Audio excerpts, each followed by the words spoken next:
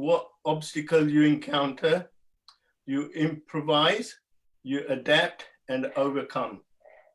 Excellent. Thank you very much, sir. And we have a special offer.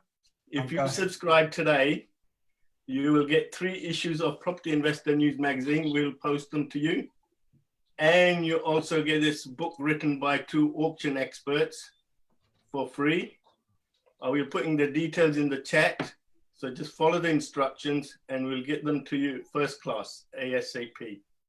Thank you very much, Vanish and Sam. Over to you two.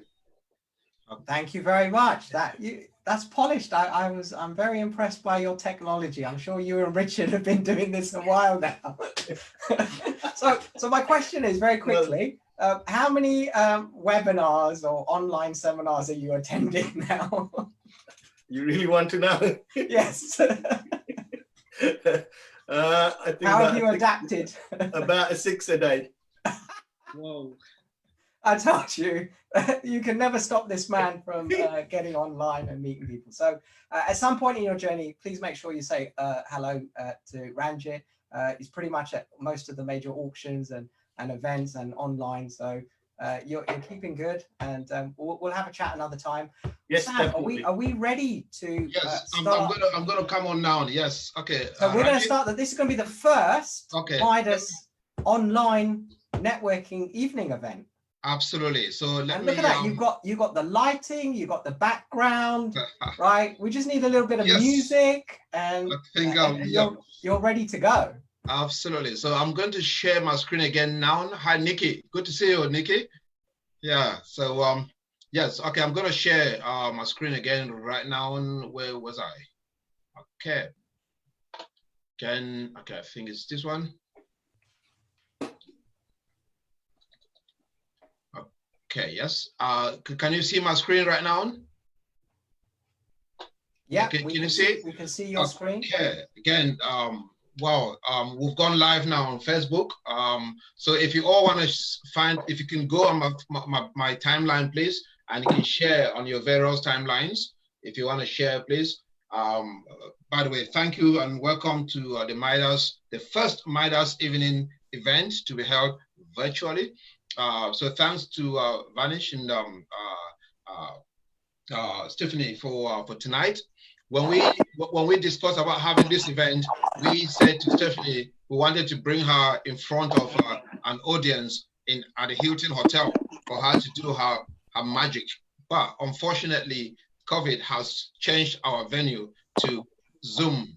So Zoom, we must Zoom tonight. And hopefully, Stephanie, we look forward to bringing you to London at our first earliest opportunity that we can bring you live to get everyone to see you. So thanks for coming this far to be on a panel. And of course, Vanish, you didn't get stuck in too much traffic getting here. You're not far, you're quite local. Yes. So yeah, thanks. Yeah. And of course, Nikki, thank you for being here. And thanks to all the attendees. Without you, we wouldn't have any event tonight. And I take no credit for most of what's happening today. It's Artie got everything put together. I just turn up and present.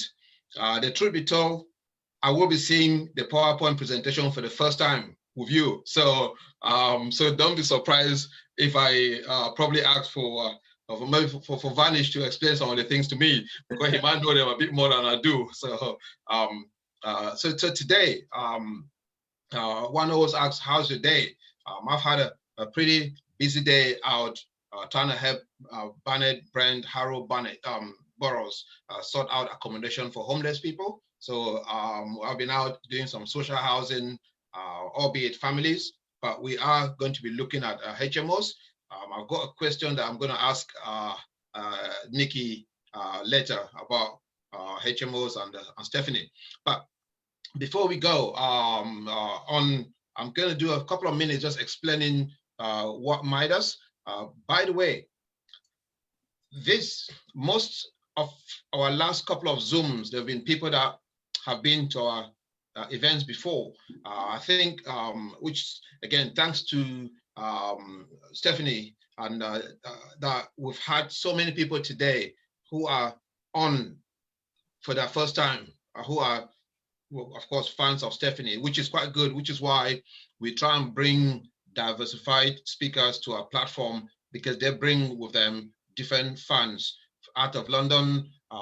We normally, thanks, people are very London-centric.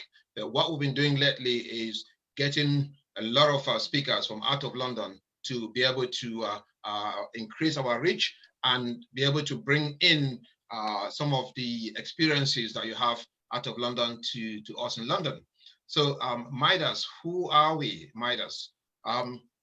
It's a question that I keep asking myself as well.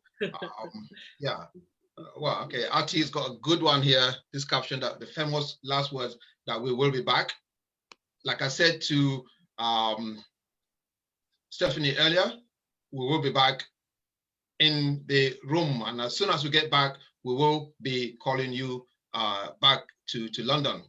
Again, this is myself here and Ranjit's colleague and director.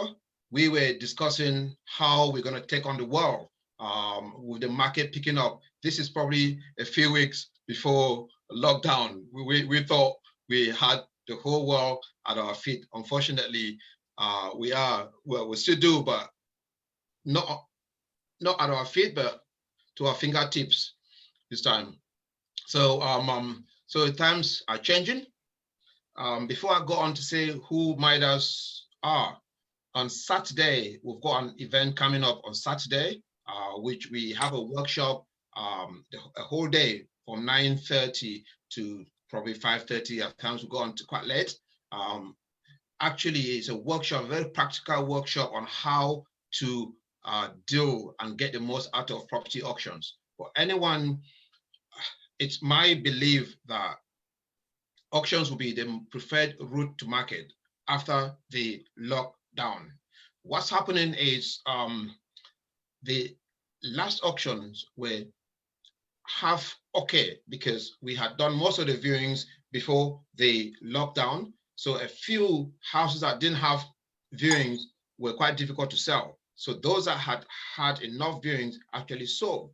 So if you look at the last auctions, quite a few properties got withdrawn because of lack of interest. A lot of people just don't want to buy without viewing. Now, this auction right now is the first time that we are actually taking properties to auction while we're in lockdown. It's a very challenging situation to bring a property to the market where no one will be able to view them, unless they're vacant, of course. So because of that, quite a few people are holding back from selling.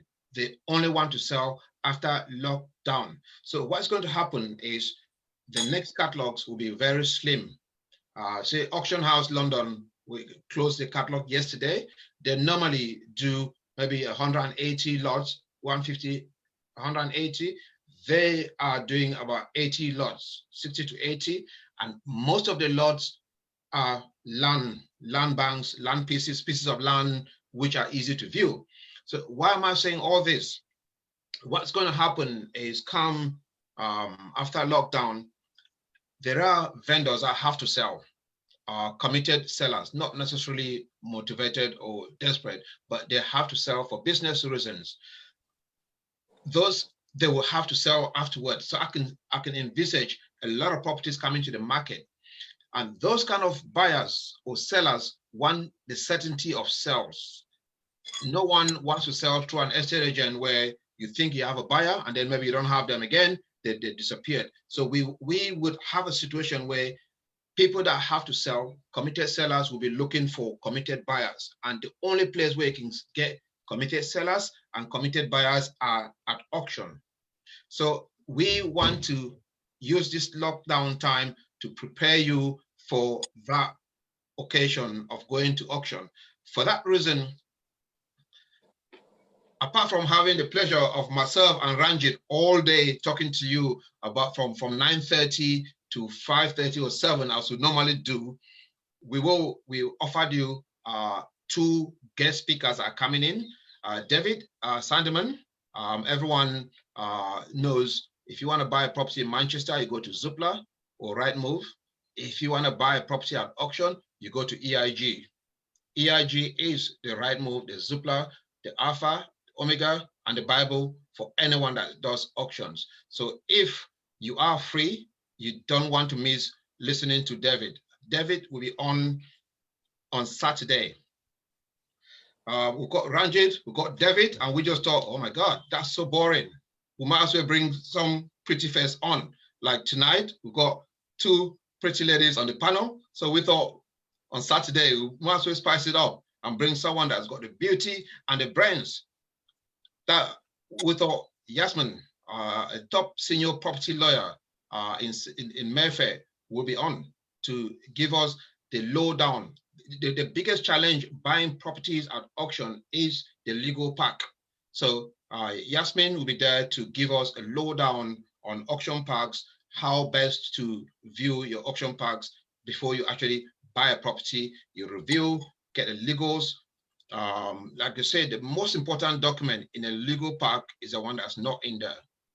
So with legal packs, it's not just what is in it, it's what is not in it that should be in there. So on that note, if anyone that's thinking or just wants to know how auctions work, please, I will put a link in the chat later on during the evening for you to book to be with us on Saturday.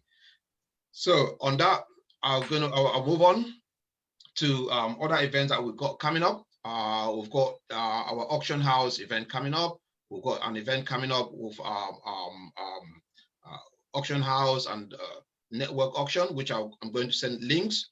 We've got a special event coming up, which I'll let Vanish tell you about when his time comes up. Okay, so that hasn't answered the question, what does Midas do? I'm going to be quite, like I said earlier, that I've only just seen this PowerPoint presentation, so I'm trying to make sure I see where RT put that bit about us. Midas, we organize events for Harrow, Brent, Barnet, quite a few local councils in London, and for a few auction companies, auction house, network auction. We've got 1 or 2 auction companies that we were meant to start doing events for them before the lockdown came to play. So all the events that we do, like tonight, is just business development for us, is to get to know you, to get you to know and like us as well, know what we can do for you. Our core business, how we make our money, we acquire and dispose property assets on the behalf of our clients. We've got plenty of properties across the UK that we actually dispose in. If you're looking at buying, going to investment properties, please don't be shy, talk to us. We would help you out. And usually we always say, how is the market? Usually at this point, if we are in a room, I will get 1 or 2 people to tell me what exactly is going through their minds, what are they thinking. We have the oil and gas. It's a negative. Yes, I mean, practically, when they say the oil and gas prices are now in the negative, I mean, the whole world is in lockdown. There's no one really using that much oil and gas. That the trading, the companies that buy in volume, they just haven't got any storage space to take in any more stock. So basically, the oil and gas industry is very linked to the property industry. And believe you me, I buy multi-million pound worth of property every year in the UK for overseas clients. And I will tell you that probably 60 to 70% of those clients from abroad make their money from the oil and gas industry. So when the oil and gas industry has a problem, it trickles down to the market. It might not be a bad thing for us at times, for investors, if foreign money dries out a bit, but that is where, when you see the news item saying oil and gas is in a negative, it would gradually trickle down to the stock market. You can see the stock market going down. Fortunately for us, property is not that liquid, so it takes a longer time for any changes to actually get felt in the property industry, because it takes a while for that change to happen. One thing that you will notice is that since the lockdown, every single estate agent has actually followed off their workers. The estate agents have closed shop. Auctioneers are on trying to get properties. Estate agents have gone to their back gardens. They're all having barbecues. It takes 3 to 4 months, at times 6 months, for an estate agent to sell a property. While they've been locked down, most of what they've got in the pipeline will probably fall through.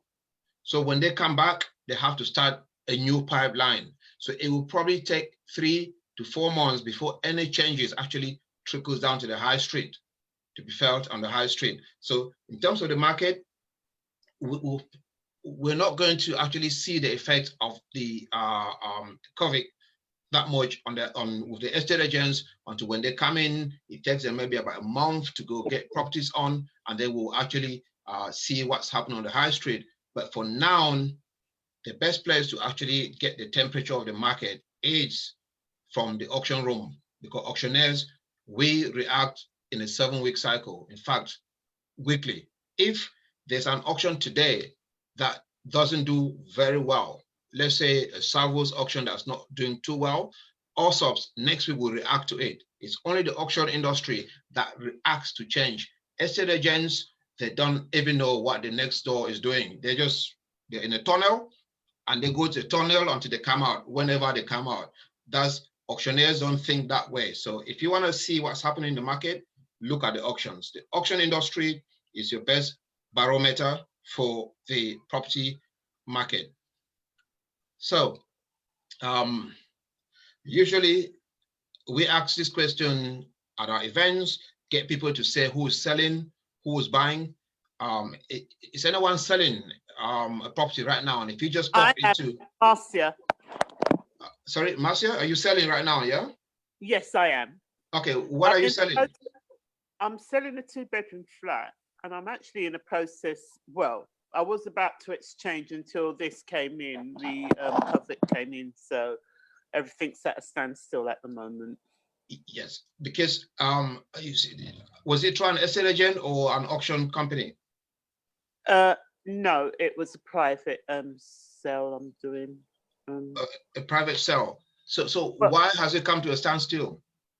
Because what's happened is we can't exchange because there's some information that I need to obtain, the solicitor needs to obtain, and land registry is actually closed down. Oh, yes, land registry. I've got a flat in W11, a lovely flat, and land registry are slowing us down. But again, with auctioneers, we'll find a way around it. So that's good. But let's talk. Let me know. Call me later. What the problems are. See if I can find a workaround for you. Is there anyone else that's selling or buying right now? Yeah, Stephanie. Yeah, well, my son just completed on his first property. Oh wow! Congratulations to mommy. Yeah, in Birmingham, and it was looking like it might not go through because the mortgage offer was going to expire, but it all went through, and he's now the proud owner of his first flat. Excellent. That's good. Well done. Yeah. Well done. That's good. Well done. It's always good to have good stories like that. So again, I'm just gonna not tell you the differences between an estate agent and auctioneers. Apart from that, one is a lot clearer than the other, and I found a clever group, which is the auctioneers. So in a nutshell, the difference between an estate agent and auctioneer is that one group is much smarter. So that is the difference. So you forget about the presentation. Again, like I said, this is the bits about Midas. I think I've covered all of it in my rant. So we're not going to have to go through this. And I'm just flying through this because we can't wait to listen to Nikki and Stephanie do that presentation. Then of course, who's that? Who's that? It's me. Yeah, okay, yes. And then of course we've got Vanish. Vanish will be speaking after Nikki. And like I said, Vanish will be introducing some events that Midas actually putting up with Vanish, but I'll let him announce those. Then of course, Yes. Yes. We have you there. So if anyone here is ready to sell or wants to buy, please, you got my number right there at the bottom. Please text me. I can probably give you a pointer.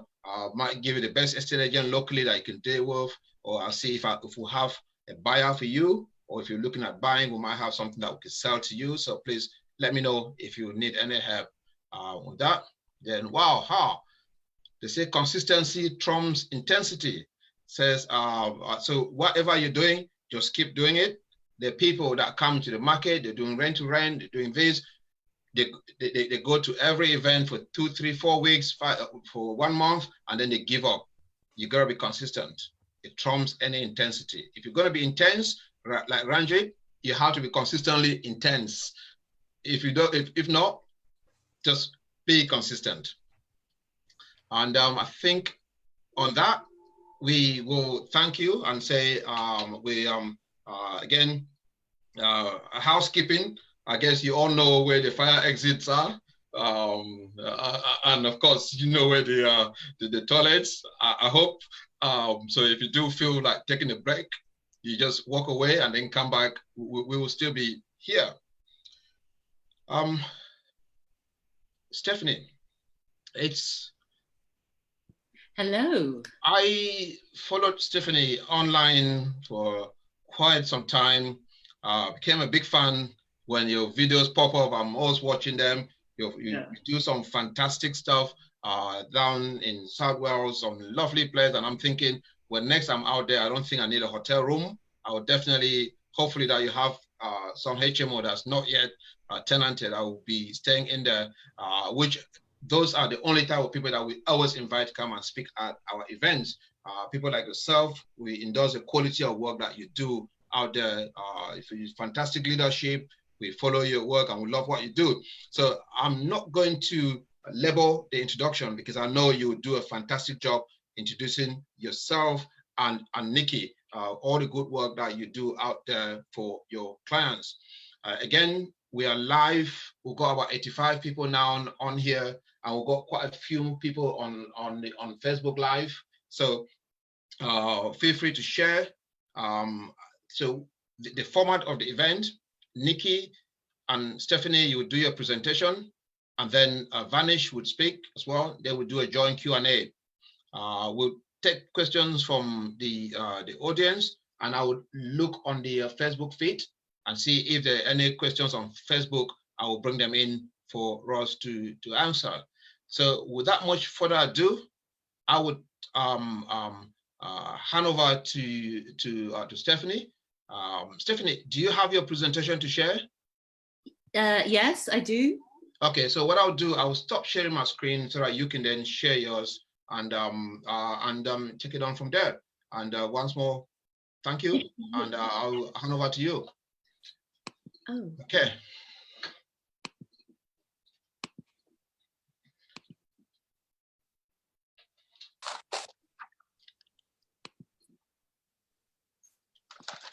Okay, Marcia, do you want to mute yourself, please, or let me mute you if you're not there?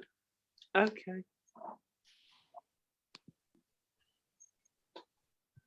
Okay. Can I just check in with you, Sam? Yes. How long do I have? How long do you have? Yeah, I think you got you got 40 minutes to present yourself. Yes. Perfect. I think it's going to come in way under that. So we've got a little bit of time. So if you do have any questions, ask them in the comments, and we'll either get a little bit before Vanish or it'll be at the end, as Sam said, after Vanish.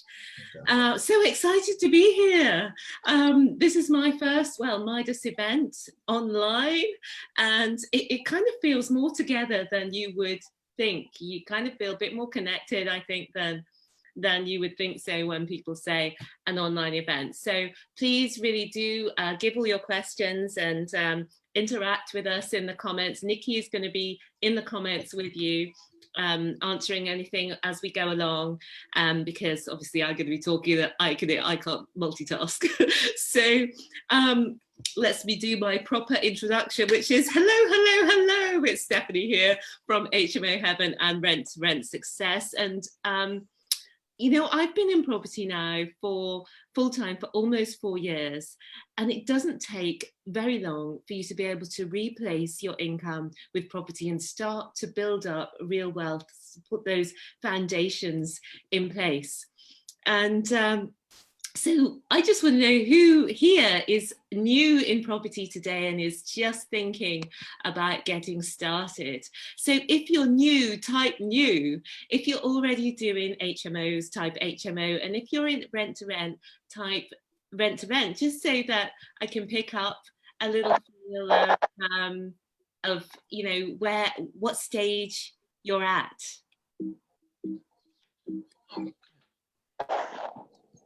Oops. And I hope you're feeling excited tonight. If you're feeling excited, if you're feeling excited about this presentation tonight, I want you to put me in the comments, because you should be excited if you're not, because I have got a great presentation for you. I've totally written a new presentation especially for tonight. And tonight I'm going to talk about coronavirus. Is the HMO Insider's Guide. And the things that I'm going to talk to you about tonight are what to do during rent to rent. So what to do during coronavirus, rather, what to do right now with HMOs and rent to rent, so that you don't just survive, you thrive. What to do after coronavirus and where those opportunities are. And also the one that really gets me excited is how to buy property with little money down in 2020. And we've actually got some examples to show you. So if you're going into rent to rent because you've got little capital at the moment, this is a great way to actually build your own assets. But before I go headlong into it, I just want to to tell you what is rent to rent. So you rent a property usually for between 3 and 5 years. You pay the owner a guaranteed rent, and you usually take on the paying of the bills as well. You rent the property out to tenants for more rent than what you're paying to the owner. And usually how you get the extra is that you're going to be renting out the property as an HMO by the room, or as a service accommodation by the night. You can also do it as a single let, but that's obviously less profitable. So this is an incredibly efficient business model because little money is required to start up. You can be profitable within a few months, whereas most regular startup businesses, you're not profitable within the first year, and you have consistent recurring cash flow. And most startups do not have recurring revenue, and you have the names and addresses of your perfect customers. Again, that's something that you wouldn't have in a typical business. So you might have lots of other questions when I've just said that, such as, is it legal? Why would a landlord give a property to me? What about all of the regulations? And we're not going to focus on the mechanics of it tonight. So if you do want to get more information about that, you've got our free guide and masterclass. And Mickey, if you wouldn't mind putting that link in the comments, it's renttoRentSuccess.com/Midas. And if you go there, you get a guide and a masterclass to watch that explains all of rent to rent and the secrets to rent success. So everybody has a story. And can you tell which is which here? I can't actually see the chat here. So I feel I'm missing out. I'm not sure. So Nikki, you'll have to just keep me updated every now and again with what's happening in the chat. Because I can't see. So I know a lot of you know me already. So some of you have already heard my story, and but so I want to keep this short, but I do want to introduce myself just in case you haven't heard of me yet, just to tell you a few things about us, because it's tempting to think that people who are a little bit in front of where you are have something special, and that's not the case. Before 2016, you know, I was really scared to try anything. I thought that I didn't have enough time. I didn't have enough money. I thought that I didn't have the right contacts to get started. But then when my mum got sick and I knew that to be there for her, I couldn't be tied up to a 9-to-5 job in Bristol in a bank, that I didn't want to make my job the most important thing in my life anymore. And that was the point when I decided to feel the fear and do it anyway. And I was scared at the beginning, and I was a bit skeptical. I didn't know if it would work. And thank goodness that we did do it, because we're almost 4 years later, and my sister Nikki and I have created this thriving rent-to-rent business called HMO Heaven, with contracts worth over £2 million. We've sacked our bosses, we've systemized our business and employed a full-time property assistant. And the one that really blows my mind is that we've also bought properties worth over £1 million. And really, this is where the long-term security comes into it. It's with the owning of the assets. So you start with, if you've got little money, you start with the cash flow strategies, and then you move on. You really own it, and you move on to the wealth creation strategies. And the reason that I love talking about property is that it can really change your life, and it can do it quickly. 4 years is not a very long time. And my dream for you is that if you're watching this as a beginner and you take the steps, that in a few short years, you'll be in a totally different place, living life on your terms. So back to today's goodies. This is what we're talking. I mentioned before, we're talking about during coronavirus. And during coronavirus, we're going to talk about what to do about the rent. We're going to talk about somebody, yes, you asked about that, didn't you, earlier on?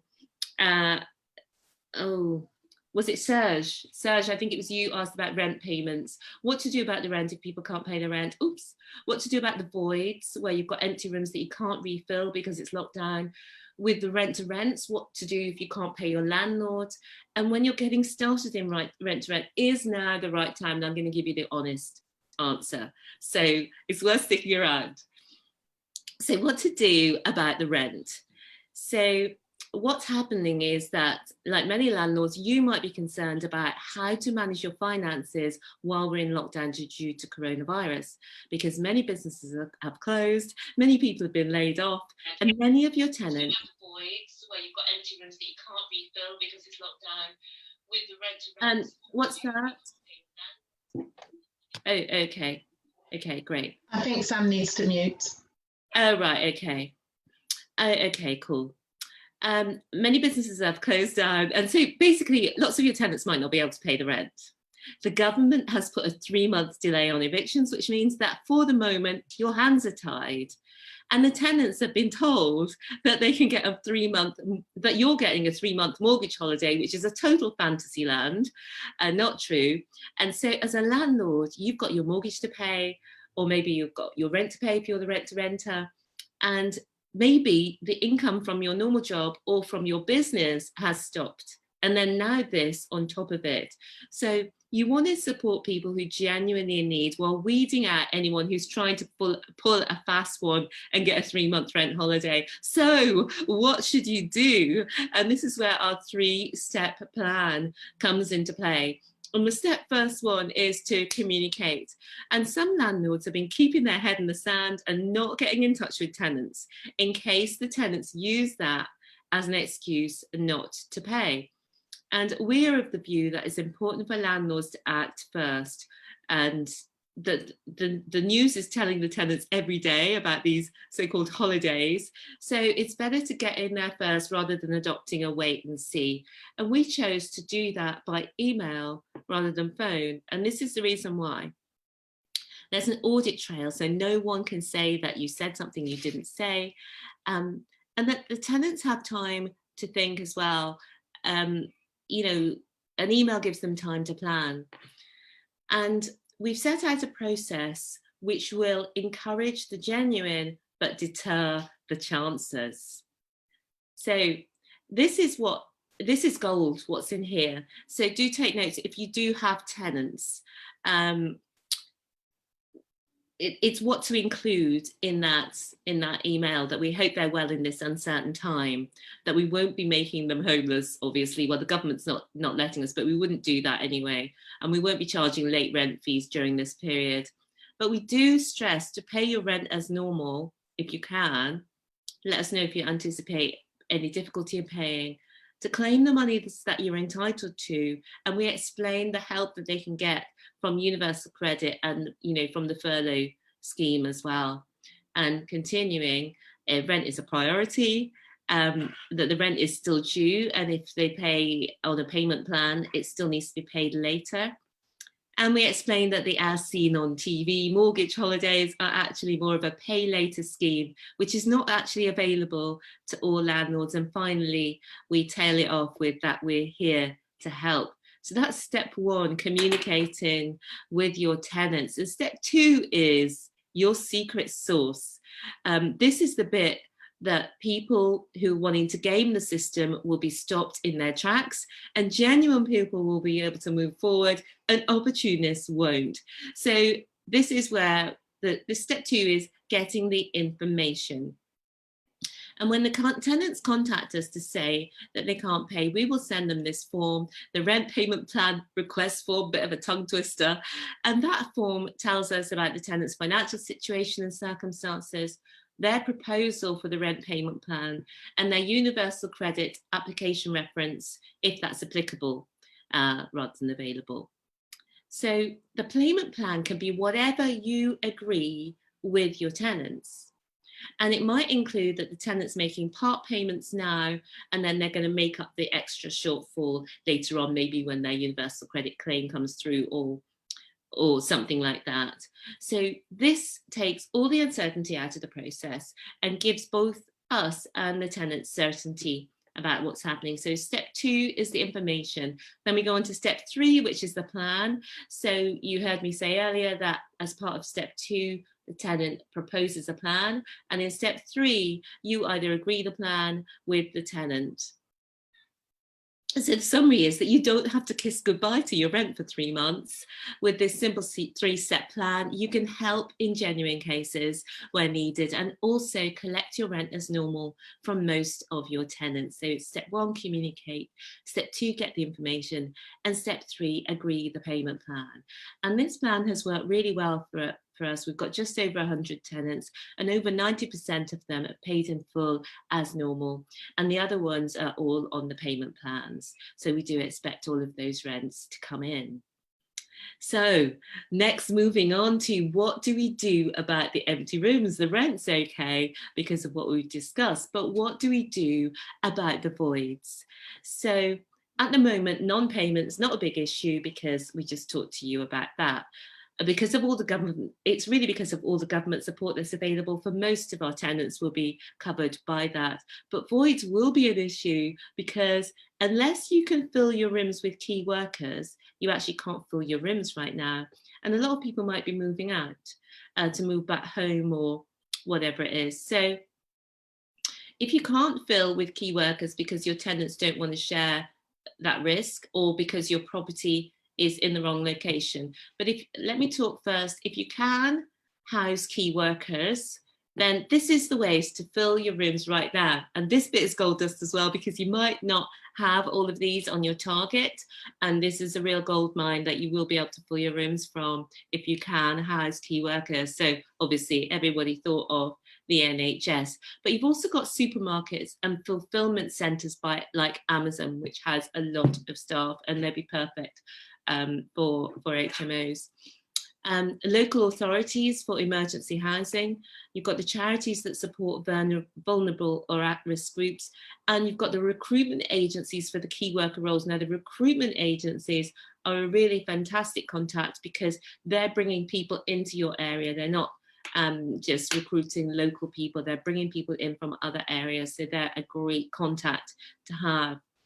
But what about if your situation is that you can't house key workers at the moment for whatever reason? So there's just 2 tips for you, which are look after your tenants, which of course you're doing anyway, and claim the support that is there for you, because we've talked about there's government support for the tenants, but there's also government support for you. So make sure that you claim what you can. So we've got the coronavirus job retention scheme. We've got, there's a lot there. You can read them all, but we have gone for, Nikki, which ones Nikki, which ones have we gone for? We've been able to apply for the business rate relief. Yes, that's great. And there might be another one I think that we're applying for, which we don't know whether we'll get. But make sure that you go through these and apply for the ones that are relevant to you. This support is there to help you, so make sure that you do take advantage of it. So, Steph, just on that point, actually, we've listed these ones which probably apply to everybody, is open to everyone as laid out by the UK government. But also check your regional or your local councils as well, because they're offering additional support that is local to your area. So in Wales, there are additional grants that we can apply for that are specific to Wales and not being offered in other countries. But similarly, there are regional offerings or council-wide offerings too. Brilliant, thanks, Nick. So we've talked about how to deal with non-payment of rent. We've talked about how to deal with the voids. And now let us move on to, oh my gosh, what about if you're doing rent to rent, you've offered this guaranteed rent, but now you can't pay your landlords. So what do you do there? So what do you do when you say that you're in a guaranteed rent contract with a landlord and then you can't replace your leaving tenants because of a global pandemic? Suddenly, it means that each time a room becomes empty, it's impossible to fill, except for key workers who may be unsuitable for some houses, which is unsuitable for all of our partially tenanted houses. So in short, while lockdown is in force, the same as for other business owners, we can't operate our business as normal. And it's this fact that could leave you in a situation where you may not be able to guarantee the rent. So what do you do? If any of you is in this situation, do put in the comments. Nikki will be able to help you there. And we're also having some workshops where we can help you more on that. So communicate is your first step. There's only 2 steps in this: communicate and negotiate, and I'm going to walk you through them. So communicate. We sent all our landlords an email because, again, we wanted to get ahead of the curve. We don't want to wait until there's a problem before we contact our landlords.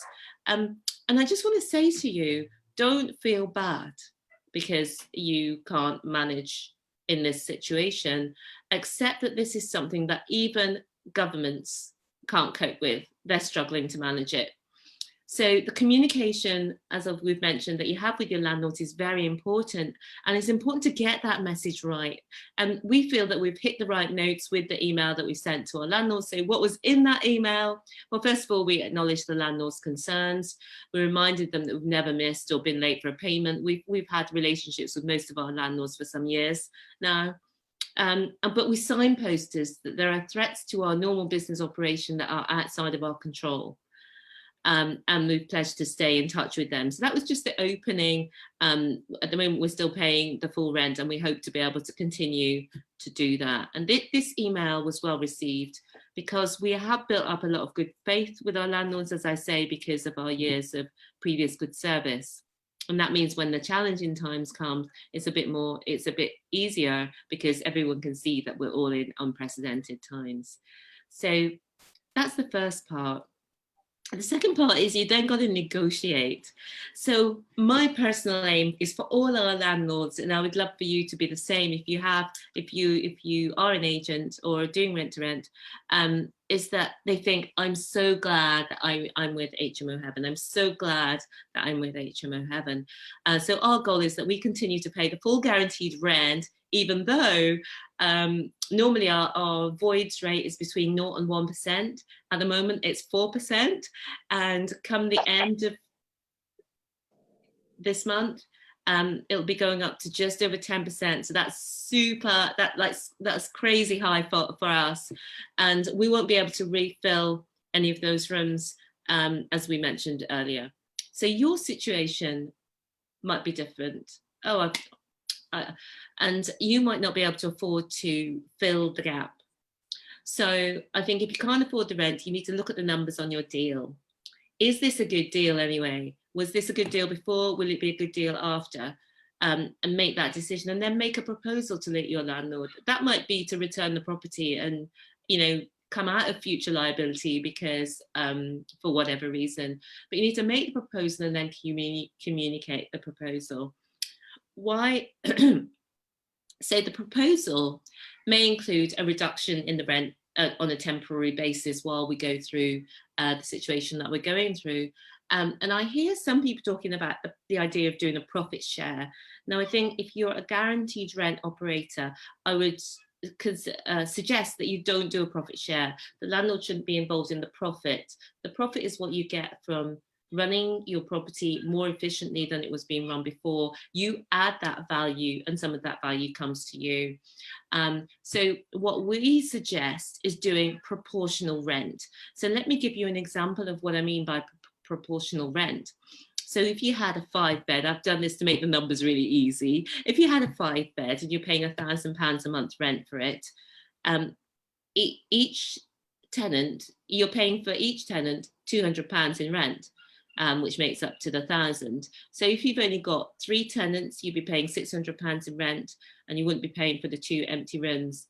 If you've got 4 tenants, you'd be paying 800 and so on. So I think that's a good way to come around the problem on a short-term basis, just until we're out of this period, which hopefully is short. And the last one is, most of the problems that you're having with your rent-to-rent business feel bigger in your mind if you're new in rent-to-rent. People who've been doing this for years know how to deal with almost every situation. So talk to people who are experienced. Don't feel like you're a bad person because it's not working out. Everybody's going through this together. So make sure you get help from experienced people, such as in the Midas network, in your own networks, you know, and obviously Nikki and I are there to help as well. So, is now the right time to get started in rent-to-rent? Is anybody thinking of getting started in rent-to-rent right now? Put in the comments, Nikki will reply to you. So I get asked this a lot because we're in lockdown. People are bulk buying toilet roll and wine, and we're homeschooling, some of us. So I'm going to give you the honest answer, and this is it. If you're in financial distress and emotional distress, and you just want to focus on keeping your head down, getting through this, then no, it's not the right time to get started in rent-to-rent. And it's also true that if you have more time at the moment, your finances are secure, and you want to get started, if you've got that energy behind it, if you've been thinking about it. And I know that if you're taking part in meetings like this, that you're one of the 5%. You're one of the 5% who want more than the 9 to 5. Maybe you're on furlough, or you're working from home, but you've got so much more time and energy in the evenings now that your commute is only from your bedroom to your kitchen. Because every time brings its own opportunities. So in booming times, there are opportunities. In slowdown times, there are opportunities. And now there are opportunities, and I'm just going to walk you through what I see as the opportunities that are right there right now for you. And these are, as Vanish was saying earlier, more landlords need you, and a lot of them will be in pain, and the agencies will be furloughing all their staff. So there are fewer competitors. There are fewer people like you who are going to be looking for landlords actively. So there's more opportunity to negotiate a better deal. You can operate your proportional model until things return to normal. And then, this is the best part, you can enjoy years of consistent cash flow just for navigating a short initial period of choppier water. And what it basically comes down to is this. It comes down to that you will do what others won't so that you can live like others can't. So what can you do right now if you are just thinking, you know, what can I do from home on furlough while we're on lockdown? You can learn. You can, there are lots of webinars like this. You can build your business up. You can get started with all the foundational pieces, put them in place. You can build your relationships, you know, by sending letters, talking on the phone, and you can get yourself in the position so that you are near the finish line at the end of all this, while other people are still on their sofa. So you can get started when others are snoozing. So we've talked about all about during coronavirus, how to thrive, not just survive. And now I want to talk about after coronavirus. Where are the opportunities? First of all, there's going to be a lot of exiting landlords. So that means there's more opportunities for lease options, because if we're coming into an economic slowdown after the coronavirus, then people may not be able to sell their properties for the same price, for the price that they want, and that makes a lease option much more attractive. And if you're going out looking for rent to rents, then you can offer rent to rent with a lease option, an option to buy. So you're giving them consistent income over the short term. It means you can invest in doing up the property if you want to, but then you're going to own that asset. So that's a really exciting opportunity. And I know that, was it Catherine, wanted to look at purchase, I think it was Lily, wanted to look at purchase lease options. So I will be talking about that, because as a direct result of working in rent to rent, you will get the opportunity for purchase lease options. And I think the opportunity is going to be much higher just after this coronavirus than it has been in the past. So the other great thing, well, it's not a great thing, but it's just the fact that every time, as I said, brings its opportunities. And in the economic slowdown time, we're going to see a higher demand for HMOs. That's for a number of reasons. People tend to break up more, tend to be more couples splitting up when there's an economic slowdown. And also people are looking for more type of affordable housing as well in an economic slowdown. So it means that there's greater demand for your HMOs. And, you know, I think these little stutters, like what we've gone through with coronavirus, makes us all want to put in that additional stream of income so that you're protected if your role, even if it's a job you enjoy, many people don't enjoy their job, but even if it was a job you enjoy, if you're made redundant, that you've got another stream of income, and that is a consistent stream of income. So this is the bit that I know a lot of people get excited about. I get excited about, because it's all about how you can actually add to your portfolio. So what we talked about, in part anyway, is the cash flow strategies such as rent to rent. And now what I want to talk about is when you're acquiring those properties, when you're taking them into ownership, but with little money down. Now, I used to be very skeptical about this. I really did not think this was a thing. I heard it and thought, I don't really believe it. Yeah, we're going from cash flow to wealth creation. This is one we did. And like I was saying earlier about it leading rent to rent, leading into buying your own properties, this is a property that we had, or we have, on a rent to rent basis. And we're buying it in monthly payments. And so what happens is we pay a monthly fee. And at the end of the option period, which is 3 years, we then owe £296,000, and all of the money that we've paid comes off the mortgage. So it's kind of rent free. So we've agreed the total we're paying, which is £370. We pay some of it over the 3 years, and then at the end, we buy it. So are there any questions coming up on that, Nikki? I'll do the next one, Nikki, and then I'll come back to you if there's any questions coming up on this part. So what's in it for the owner, you say to yourself? Why would they not just sell it in the normal way? Well, the owner in this case wanted certainty and no hassle. That was the biggest things that are important to him. This property has been, before we came into his life, this property had been a what's it round his neck. And he had so many problems with it. Only 3 rooms out of 8 taken up, and he just had an awful time with it. He tried an agent, but it didn't work out. He was managing it himself from a long distance.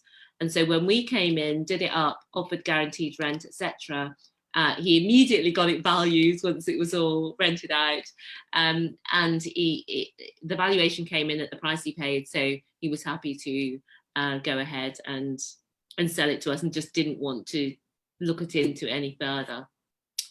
So let me just talk to you about some of these terms that I'm using in case you're unfamiliar with them. So what I just talked about was a lease option. And basically, it's just a contract between you and the seller that you have the option to buy their property at a certain time in the future at a certain price. So with that one, was it 3 years? It's whatever we've said on the thing. It was 5 years, yeah. So with that one, it's 5 years. So within the 5-year period, we need to buy it. We have the option to buy it, sorry. We don't have to. But if we didn't buy it, we'd be losing all the money that we've paid. But that's our choice at the end of the lease option period. So with the exchange with delayed completion, we are contracted to buy that property. So we've already exchanged, but now we've got 3 months before we actually complete. Sorry, 3 years before we complete. So we are obligated to buy the property with exchange with delayed completion. And let me give you an example of the exchange with delayed completion. So this is a property that's 4 self-contained flats. And this came to us just through being active in rent to rent in our area. People know us. And this couple just really liked us, I think. And they came to us and said, would we like to buy their property? And this one is an amazing deal. So we've agreed 5 years that we've already exchanged, and the completion is within 5 years. This was just earlier, a couple months ago. Nikki will know the dates. But we agreed that we were going to buy it. I know you London people will be amazed at 160k for 4 flats, but that's the price. And the option fee, now this option fee can be from £1. We're paying £16,000.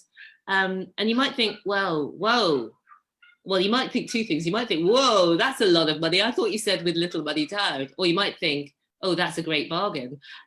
But most people, or many people, can find 16k through a combination of maybe equity in their own home, a loan, credit, or JVing with people. And so with the 16k investment there, we do pay that up front. Then we're paying a monthly payment every month of £320. And I'm just going to give you a ninja negotiation tip, which is let the other person set the price, because we would never have come up with a monthly payment as low as £320. But the sellers came up with that. That was their suggestion. So we're paying them £320. That's why I think they just must like us. I can't think of any other reason. But the balance, so we're paying the £320 for 5 years. And then at the end of 5 years, we'll still have just over £124,000 to pay. And we'll pay that off. The monthly cash flow will be 1.5k. And the 5-year cash flow will be 90k. Now, we haven't put in there the refurb. We will need to do a refurb on that. And so that will obviously come off that figure, but it's still a fantastic deal. And that just came about just because we were going about our ordinary business doing rent to rent, and that can happen for you as well. So I also want to show you the one that we bought conventionally, with a commercial mortgage, a deposit and a commercial mortgage. And this one is 12 flats on one title. And I wanted to show you this because it's one of 3 big opportunities that I see in the year coming up. Self-contained flats on one title, commercial and commercial rent to rent. All big deals, I think, where the big opportunities will be moving forward this year. But why do I love self-contained units on one title? You don't have to pay conversion costs, which can be very, very high. You have the economies of scale. So instead of buying 12 houses with 12 lots of finance, and 12 lots of refurb and management. You've got it all in one place, so each one costs you less, each unit costs you less, but the rent is still the same. You're more likely to significantly increase the value in a short time. You can increase the value just by increasing the rent, for example, because they're commercial properties. And there's less competition to buy these type of properties, so you get lower prices. Now, this is the inside of this property when we bought it. And I'm just showing you a couple of pictures of what it was like. And this is a couple of pictures of after we've done the refurb. We're doing it with, the lovely thing about this property is when we bought it, it was already cash flowing because it's got tenants in. But as people move on and the empty units, we're doing them up one by one. But let me give you some of the headline figures on this one. So you can see here that it cost 375. The gross rent is 66k. The yield is 17%. And so our net return, we've got the cash left in at the moment is 100k. And our net rent after all the expenses is £48,000. So it's, at the moment, it's a 48% return on capital. And there's even better news on the next slide. I'm going to dash over that one. Is that this property, it gave us, in inverted commas, 120k, because when we bought it, it was 375. But when we had it valued, before any refurbishment was done, it was 500k. So that's the 100, it's actually 125k that it's given us. So it's, yeah, all of these opportunities come to you just when you just start on that road. And as Sam was saying, when you take the consistency, yeah, just keep going day by day and you will absolutely get there. Now, you might wonder, where shall I start with all of this? If you're at the beginning, you might be more advanced. But if you're at the beginning, you might wonder, where do I start with this? And I'd love to carry on the conversation with you. We have, get your phone, if you've got your phone with you right now, go on and go and subscribe to our Rent to Rent Success YouTube channel. We've got our Facebook group as well, the Rent to Rent Success Secrets Facebook group. You can contact me personally on Facebook. I've got a page at Stephanie Taylor UK, and I've just recently started on the Insta side of things, Stephanie T Property. So get your phone out and do add us in there and just keep the conversation going with us.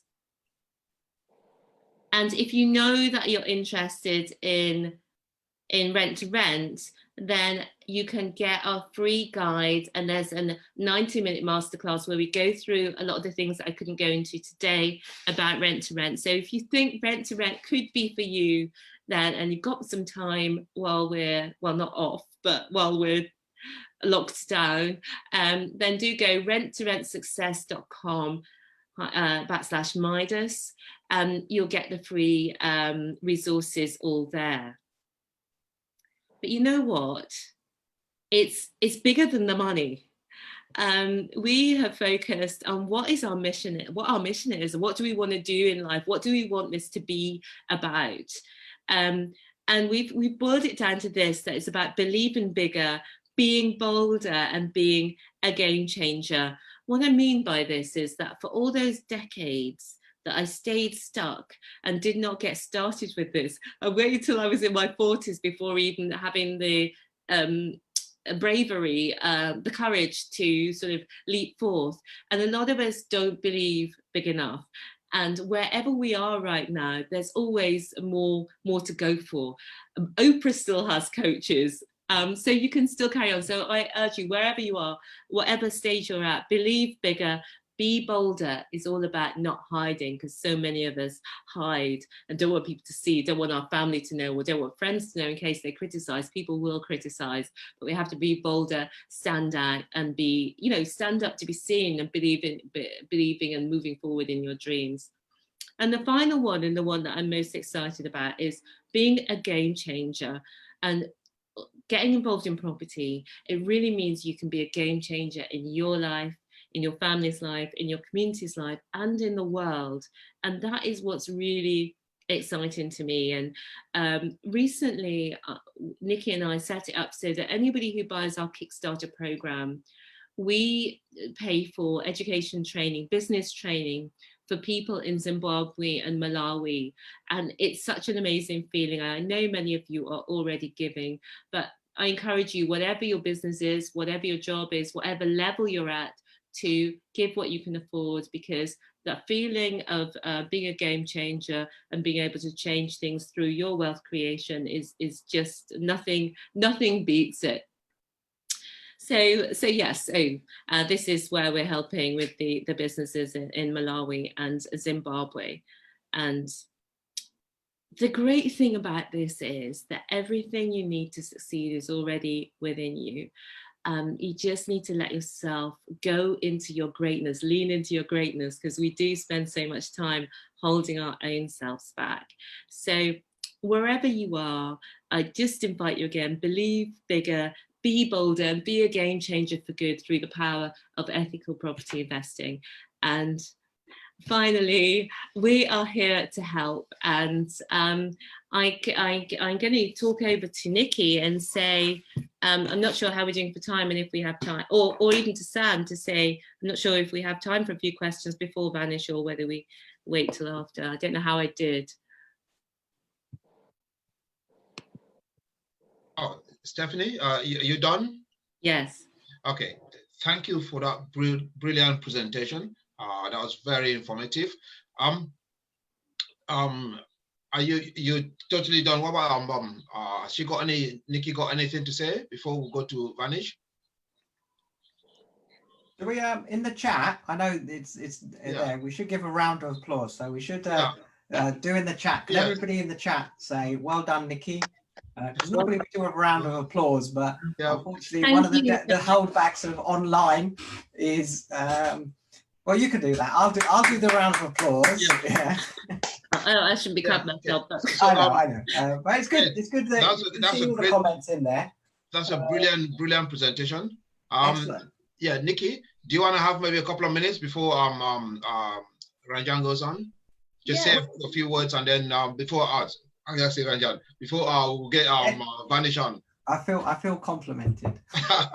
You know, we always work, three of us together, so I always. I know. Go ahead. I get my name wrong sometimes. Do a little bit, and then we'll work out the time for the questions and stuff. Well, I was going to, that's what I was going to address, actually, the questions that we had. The majority of the questions, I've been busy in the chat box, so thank you for all of the questions. I hope I've helped. If you still need help or assistance, as Steph said, and I've put the link in there in the chat, and I'll do it again in a minute, do jump on to rent2rent.com/Midas, and you'll be able to link with us and book a call if necessary. But there were a couple of questions that I thought it great just to round off. So Peter Headley kicked things off and was talking about, you know, rent-to-rent's a great model for cash flow, but really is it a long-term strategy, because you miss out on the capital appreciation if you don't own it. So really, is rent-to-rent just a short-term strategy? So my view on that would be, it can be whatever you want it to be. So it can definitely be a short-term strategy if ultimately you want to focus on owning your own properties, whether that through buying at auction or any other model. But equally, it's a great cash flowing business. So you could have a rent-to-rent model, cash flowing in the background, continually creating more and more wealth for you then to spend and invest elsewhere. Is there anything else that you would say to that, Sis? I totally agree. Okay, excellent. Thank you, Nikki and Stephanie. Well done to you both. So what we're going to do, it's Nikki still talking. I think she's muted herself. If you mind muting yourself. No, I'm not muted. Oh, is it? Okay. Okay. No, okay, no, sorry, I'm watching here on Facebook. I think Facebook's a bit delayed, so I got caught in myself, so it's okay. Yeah, so thank you both for a fantastic job. Before Vanish comes on, I'm just going to say a few words. See, we are in unprecedented times. I think that word has been overused recently. I said I wasn't going to use it, but I have used it. Right now, most of the banks are quite cagey about lending money, but they are still lending. Some have maybe put a hold on lending to try and see what happens in the market. But that's what bankers do. They say bankers are like lawyers. What they don't know, they say no. What they don't understand, they say no to it. Right now, we are in an era where money has never been cheaper. You go to the banks, very soon we hear oil prices are negative. We are not far from when you have to pay to keep money in a bank account. And I think if we get to this situation where people don't have money being given to them by the bank for keeping money, we think there are alternative ways of looking for money to do your deals. It could be rent to rent, it could be buying properties. And I think now more than ever, it's a time for you to hone the skills to actually be able to ask for money. When you ask for money from your parents, you don't need any skills because you feel entitled and they give it to you. So I think anyone that you want to ask money from, that's not your parent, right? I think right now we're going to get a system where Vanish will tell you the best way to get money from anyone that's not your mom or your dad. And I think on that note, Vanish, how do I get money from someone that's not my mom or my dad? Well, I'll cover that. So in summary, here's what you got. I think there's one thing that people are forgetting, right? The Bank of England is actually in some ways helping you, because there's going to be like every letter I've got from the bank so far this last couple of months has all been your savings, your investment accounts. We are reducing your savings return to less than zero. There used to be like you get 1%. Now it's just literally 0.1% of return. So the first thing is, if you're trying to get money from people, is I'll let you into the big secret. Okay, don't talk about money. All right. The way that I always say is start with having a system. Yeah. So what we'll do, Ranjit, how are you doing? Yeah, you've got to unmute yourself a little bit. Say hello to everybody. You're just seeing that you're paying attention. Right. So what I'm going to do is, if I start my presentation, Sam, can you just let me know? I'm going to share my screen. Yes. So can everyone see that now? Yes. Yeah. Yes. Okay, so let me just do that. Okay, can you all see it? There. Hold on one second.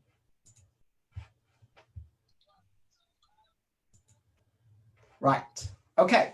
So everyone can see that all? Good.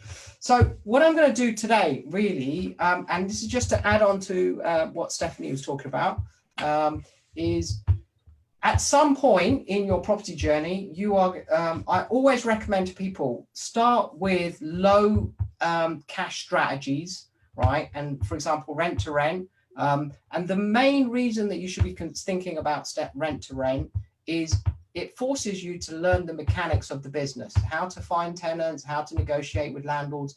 These are all skills, right, which will become useful when you go on to do bigger projects. Okay. If you buy a property, but you don't know how to get it rented, don't know how to tenant, how to manage all of that, right, then you are not going to become investable. The whole reason of being able to find and make profitable is, the type of properties. So Stephanie and Nikki are a good example of people who started small, right, learned their skills, figured out a few things, and then naturally they moved on to acquisitions thing. So what I'm going to do today for everybody on this call is really go through a little bit about really the three things you need to do. Number one, how to go find investors, how to get them on board, and then how to structure deals and how to structure the partnerships, right? Now, I am going to try to disseminate 15 odd years of doing this thing pretty much full time in 30 minutes. Yeah. Okay. Now, I'm not going to achieve my brain dump in 30 minutes, no matter how fast the internet is, right? So really, I want to just go through and try to get people to show that this is possible. Every single year, I've been able to help people raise capital, right? It's not the easiest thing to do, right? But if you have the right structure and you have a system, right, it's very doable, okay? So here's the first point I want to make, okay?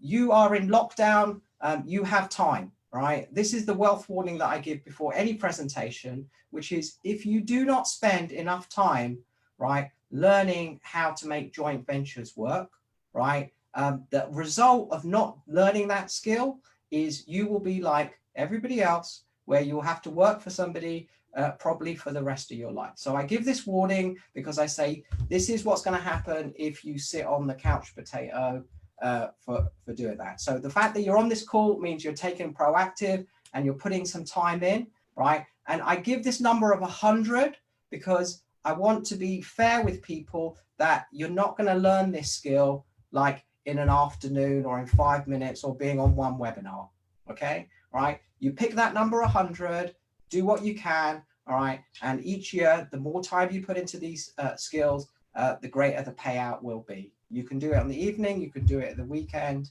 right? But I recommend that you get idea of 100 being the number that you need to put in. Okay, so what we're going to talk about today, right? So first thing I'm going to do is I'm going to first very briefly talk about the 6 bonus sessions that I'm going to have in here. So I have been speaking with Sam because he asked me to come on this call and he said, hey, Vanish, look, you're going to do half an hour and let's give some value. And I said to Sam, there's going to be a lot that people are going to have. So what we've done is we're going to do some bonus sessions after this event, just to take a bit of the pressure off, because we're not going to get through. We've got almost 100 people on this call, and I want to be able to answer as many questions. So we're going to do some bonuses. What I'm going to talk today is about the joint venture system, the story, and the JV tools that you're going to need to get an understanding of how to attract investors and how to get to work with them. So let's very quickly go through the bonuses that we're going to be doing. All of this is going to happen in the month of May. Okay, so every person that's registered for this webinar, right, your space is reserved. There is literally not much you're going to need to do because RT is going to email you all the details. But I just wanted to show you on top of what we're going to do tonight, everything that me and Sam have organized for you guys on that. And hopefully you can come along to whichever bits fit your diary. So what we're going to do is we're going to do a 3-hour online Zoom workshop where I'm going to go into more detail. So I'm going to take a pressure off me and everybody else on this call, not trying to squeeze everything in. So we're going to set aside. Now I've got 2 dates, the 17th of May and the 31st. They're both the same. So whichever one fits your diary. If you have the time, turn up to both, because repetition is going to help you reinforce and you're not going to always get this if this is relatively new. Okay. So also what I've done is I know that in helping people to learn, it's always great when you can bring a friend or two, because then you have someone to talk about and ask questions and motivate yourself. So everybody that's on this call is also going to be out, invite a friend, right? Whoever they think they want to share, because we know learning together and working together, again, you get more knowledge. Okay. What I do differently, so let's talk a little bit about what we're going to cover. So in 3 hours, what I'm going to do, I'm going to share the 7 places that you can go and find joint venture partners. I'm going to share with you my 6-step, 6-meeting process for securing joint venture partners.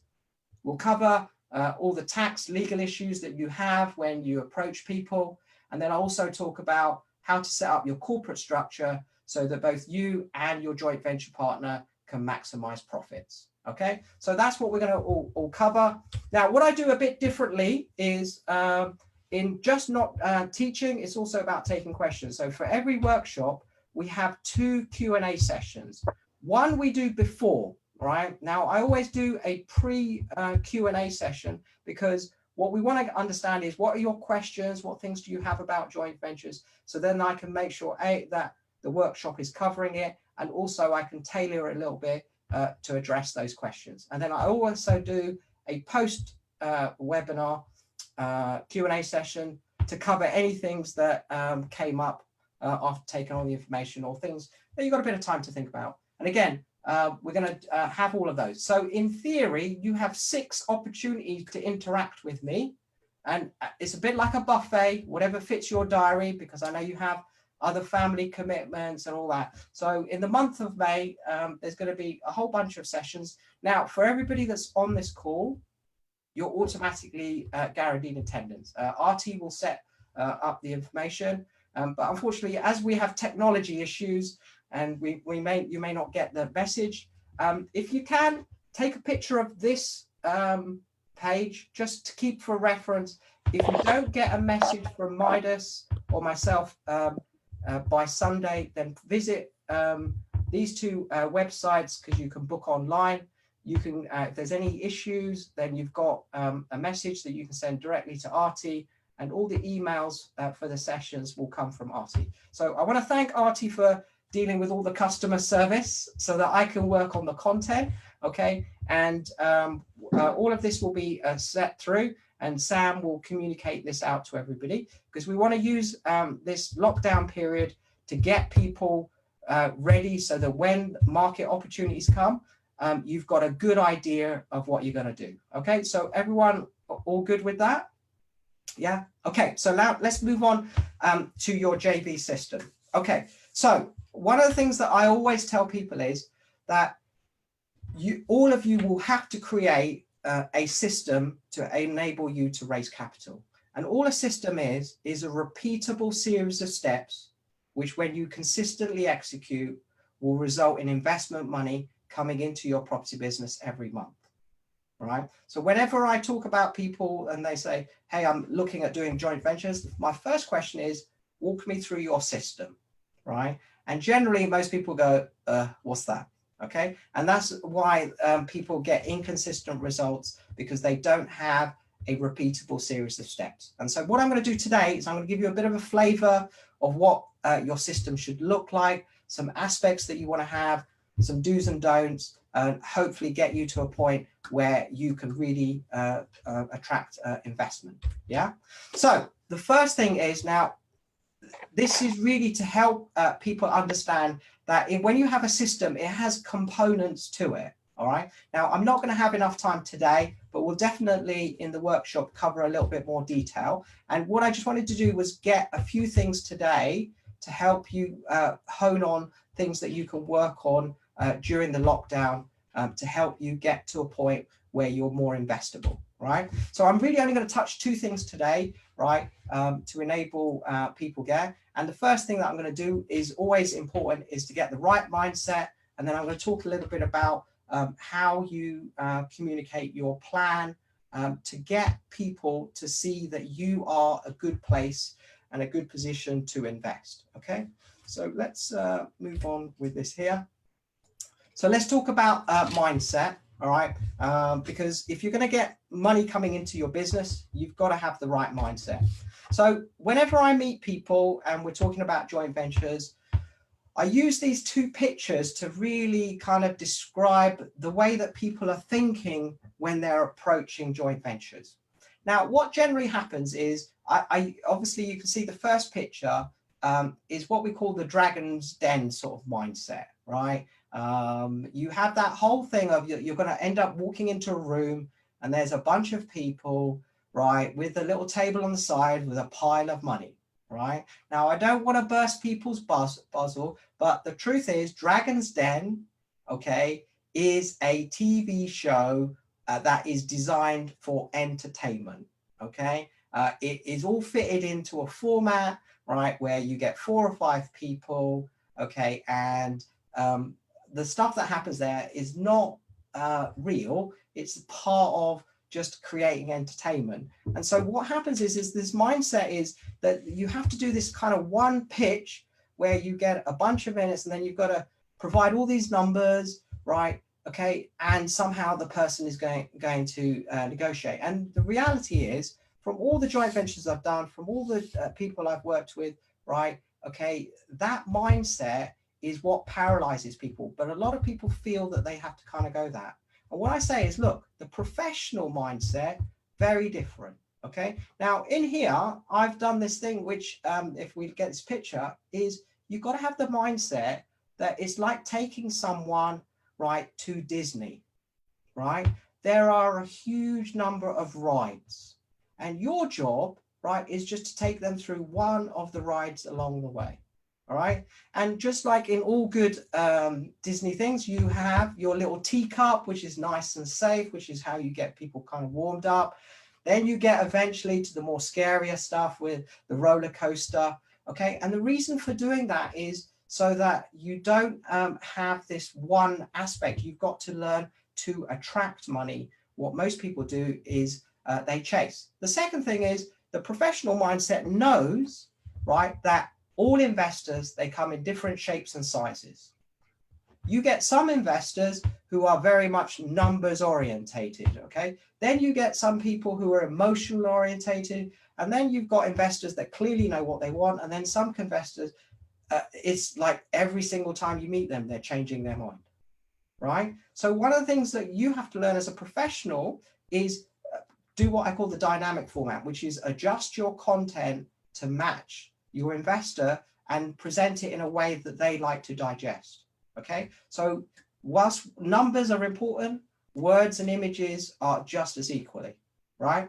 And the two words that I use, the professional does, is they look at attracting and allowing investors to work with them, right? And these are things that I know that I have to work with people when working on an investment. So here is the dynamic that I generally tend to see when people are talking to investors, right? And because of this mindset, it really prevents both the investor and the entrepreneur winning. And what tends to happen is most investors force this situation, because what happens is most property entrepreneurs start with having a bank account and not much in it. So this is your penny jar, okay? And what happens is when investors talk, they will, and it's their job, to emphasize how many pennies they have in their penny jar, right? And obviously you get attracted by the amount of pennies people have, because you're looking at, oh, how can I get the money, right? Now, what you must remember is the investor, it's very easy for an investor to kind of showcase how many pennies they are. You can walk around, you can have a photocopy, or you can have a print screen of your bank statement. That's very easy. And then you can figure out who has got more pennies and that. And obviously, as the entrepreneur, you're looking to leverage with more pennies. Now, there's almost like 100 people on this webinar. And there are going to be a few people with a jar with pennies in it, right? What I try to teach entrepreneurs is it's not your job to sit there and try to figure out how you get that investor to say yes. That is one of the most fundamental problems they have, right? It's not your job to convince them, right? What your job is to do this, is to show the contrast between their cookie jar and your cookie jar, right? And when you, all you have to do is communicate. Your system is only going to do two things, really. Number one, it's going to communicate that you have a load more cookies than them. And the second thing is that you're an open-minded person and that you're willing to share, right? And that is all that you ever want to do, right? Shift the conversation from how empty your penny jar is to how open you are in sharing your cookies, right? And that's what we're going to sort of help you put together. But what I find is that instead of communicating your troubles, communicate your opportunities and what you're willing to share. All right. So let's talk about a plan. Okay. Whenever you're talking with investors, right, you want to have some detail so that they can feel that you're investable, right? Now, again, we don't have enough time to go into the detail, but this is an example of what I would always say you want to have in communicating to people. So the key things are that you have some knowledge about property, you have some knowledge about products, you know about your people, you know your performance, and you know your plan.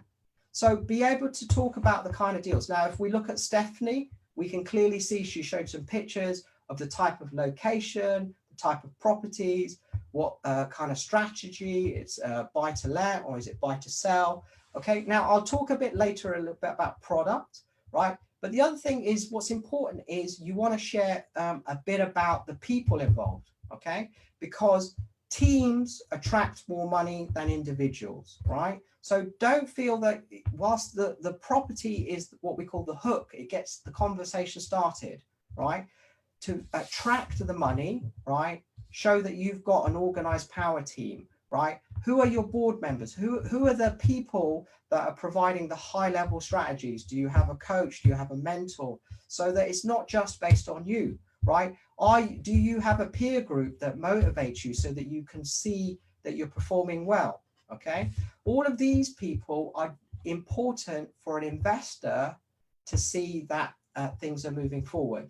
All right. And then obviously what we want to know is what are your plans, right? What have you done so far? What are you going to do in the future, right? Now, people who are looking at doing rent to rent, I always say, if you get the opportunity, do one rent to rent, right? The reason is one rent to rent deal will give you, the investor, the foundations to see that you've got some things organized, that you can find a property, that you can negotiate directly with the vendor, right? That you can get it refurbed, you can get it rented out, okay? And that you can show that you've got income, some form of income coming in, right?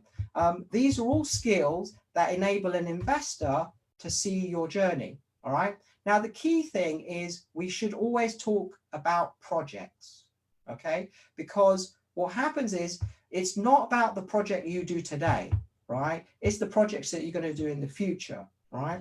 And the things that you've done in the past should be giving confidence to say you've kind of road tested yourself to what you're going to be doing in the future. All right. So let's talk about the property journey / story. All fundraising is just talking to loads of people and telling a story. All right. Now, if you're relatively new, right, one of the things I always encourage people to try to do, right, and this is the hardest thing because we're not really skilled at is create a PowerPoint presentation, right? And this is the first one. It's not the one that you're going to do, but it's all about talking about your journey. And what I always just say is, here's all you need to do. Talk about where you were in life, in property 5 years ago. Where are you now? And then where are you going forward in the next 5 years? Okay. And for me, I started it before doing property. I worked in IT, so I went to university to study computer technology. And for 10 years, I worked in large corporations, working on big IT projects and small IT projects. So, and then I moved into the world of property. All right. Now, why is that important? Because you've got to show something about your personality, your previous life, to enable people to relate to you.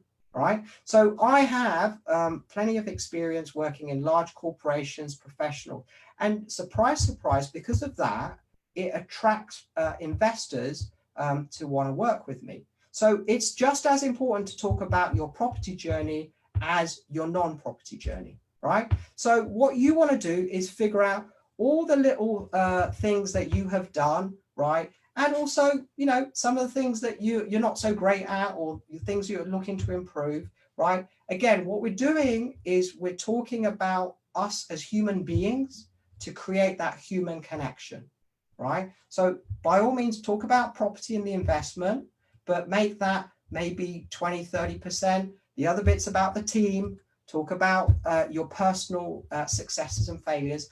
They're all equally important in getting an investor to make their investment decisions, okay?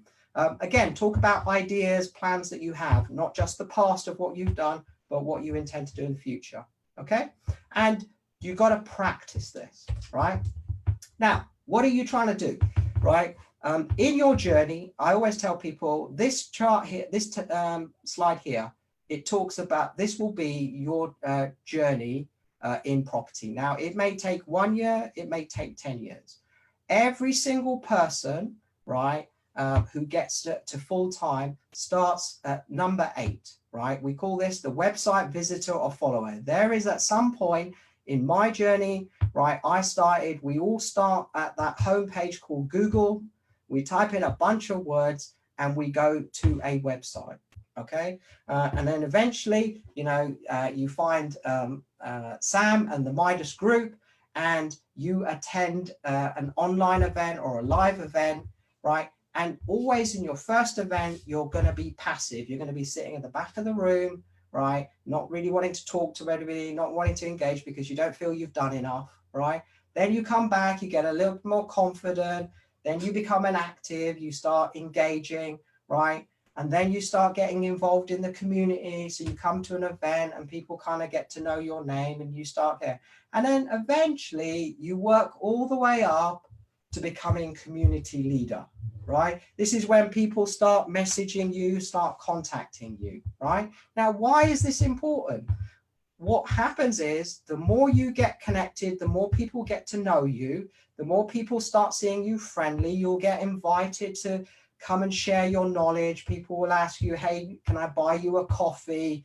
Can I hang out with you? You'll get people like Ranjit who will say, hey, I'm happy to drive you somewhere for your next event. Will I come and pick you up? And I appreciate all these offers. This is vitally important in getting investors to be able to see that you're investable. You can have the most amazing deal, but if they cannot research you online and at events, okay, and get third-party collaboration, money's not going to come your way, right? So it is important that you work and get involved in a community to then eventually, again, build your own community.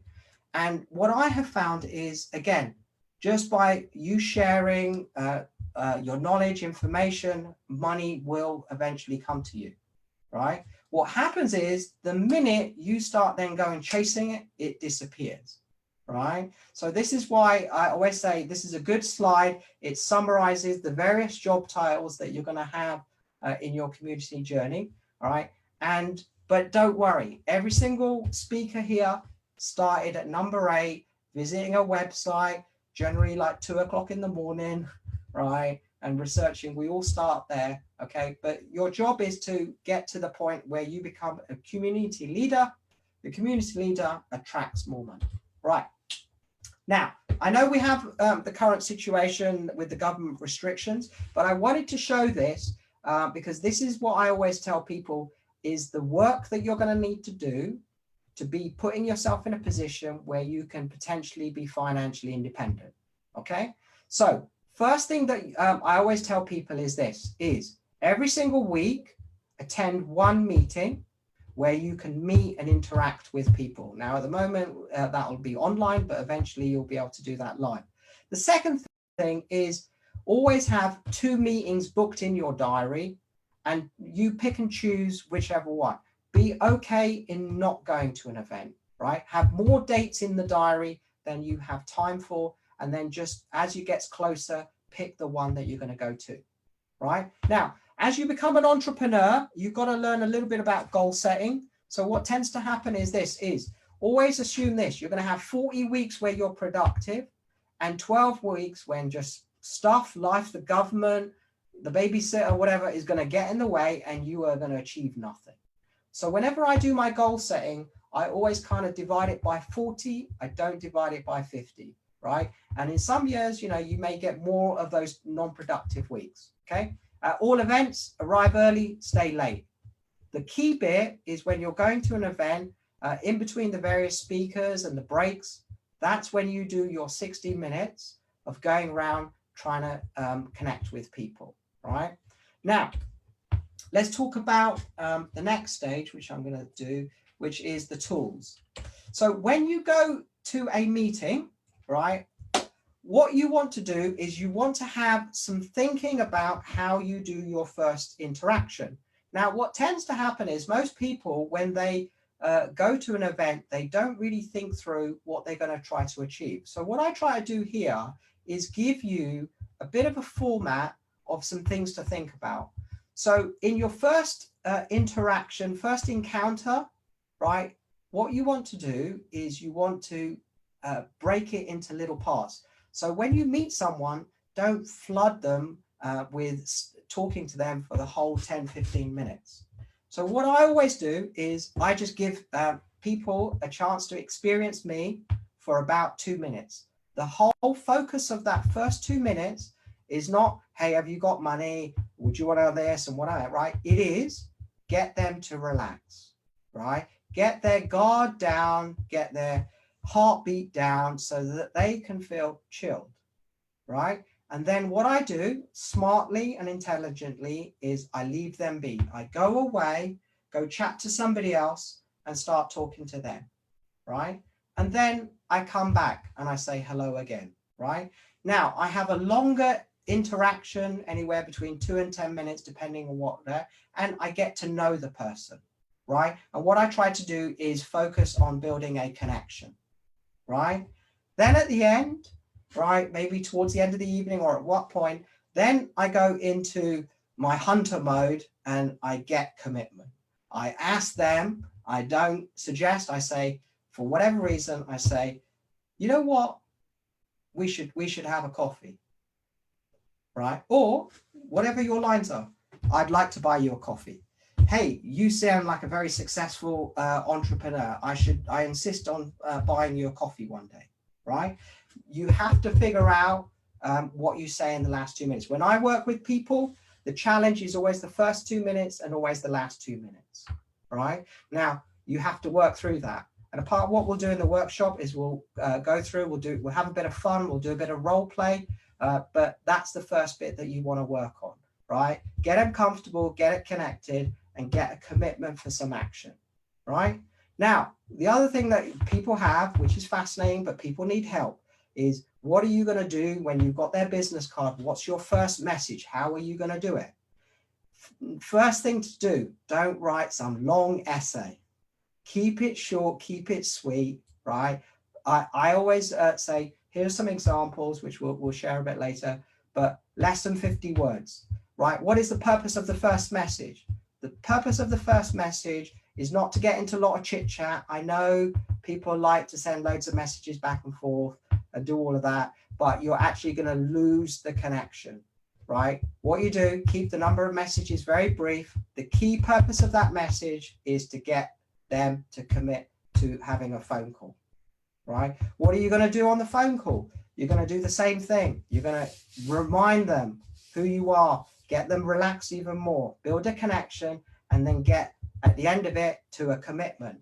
The purpose of the message is to get the phone call. The purpose of the phone call, right, is to get the first face-to-face meeting, right? When you have developed the skill of meeting people at an event and you can get them to prioritize you, right, and they're willing to invest 1 hour to get to know what you're doing, right, you are making traction in your property journey, right? So again, what are you going to do in that 1 hour, right? You've got to convince them that you've got to show something in there that proves I got loads of cookies and I'm willing to share, right? What I want to know is, have you got money and can we work together, right?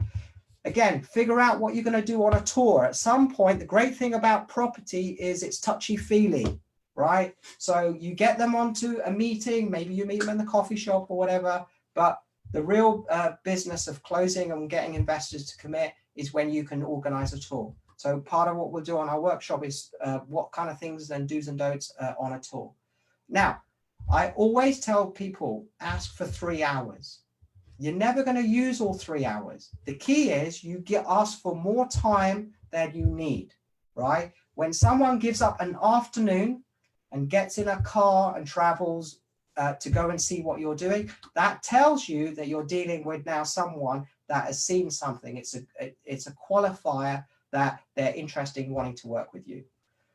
Now, even though we have this wonderful technology and everything, right? What I find people is you're not using enough physical mail, right, to build relationships, right? In the day of electronic messaging and electronic WhatsApping and all these different communications, the number of attentions that people actually read and look at it, right, I always tell people, if you're going to be working with investors, you need to show you're professional, right? When you send a live letter, right, 100% of people will read it.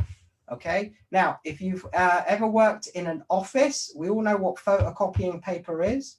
To the technical Greeks, that's called ATGMS, right? Okay.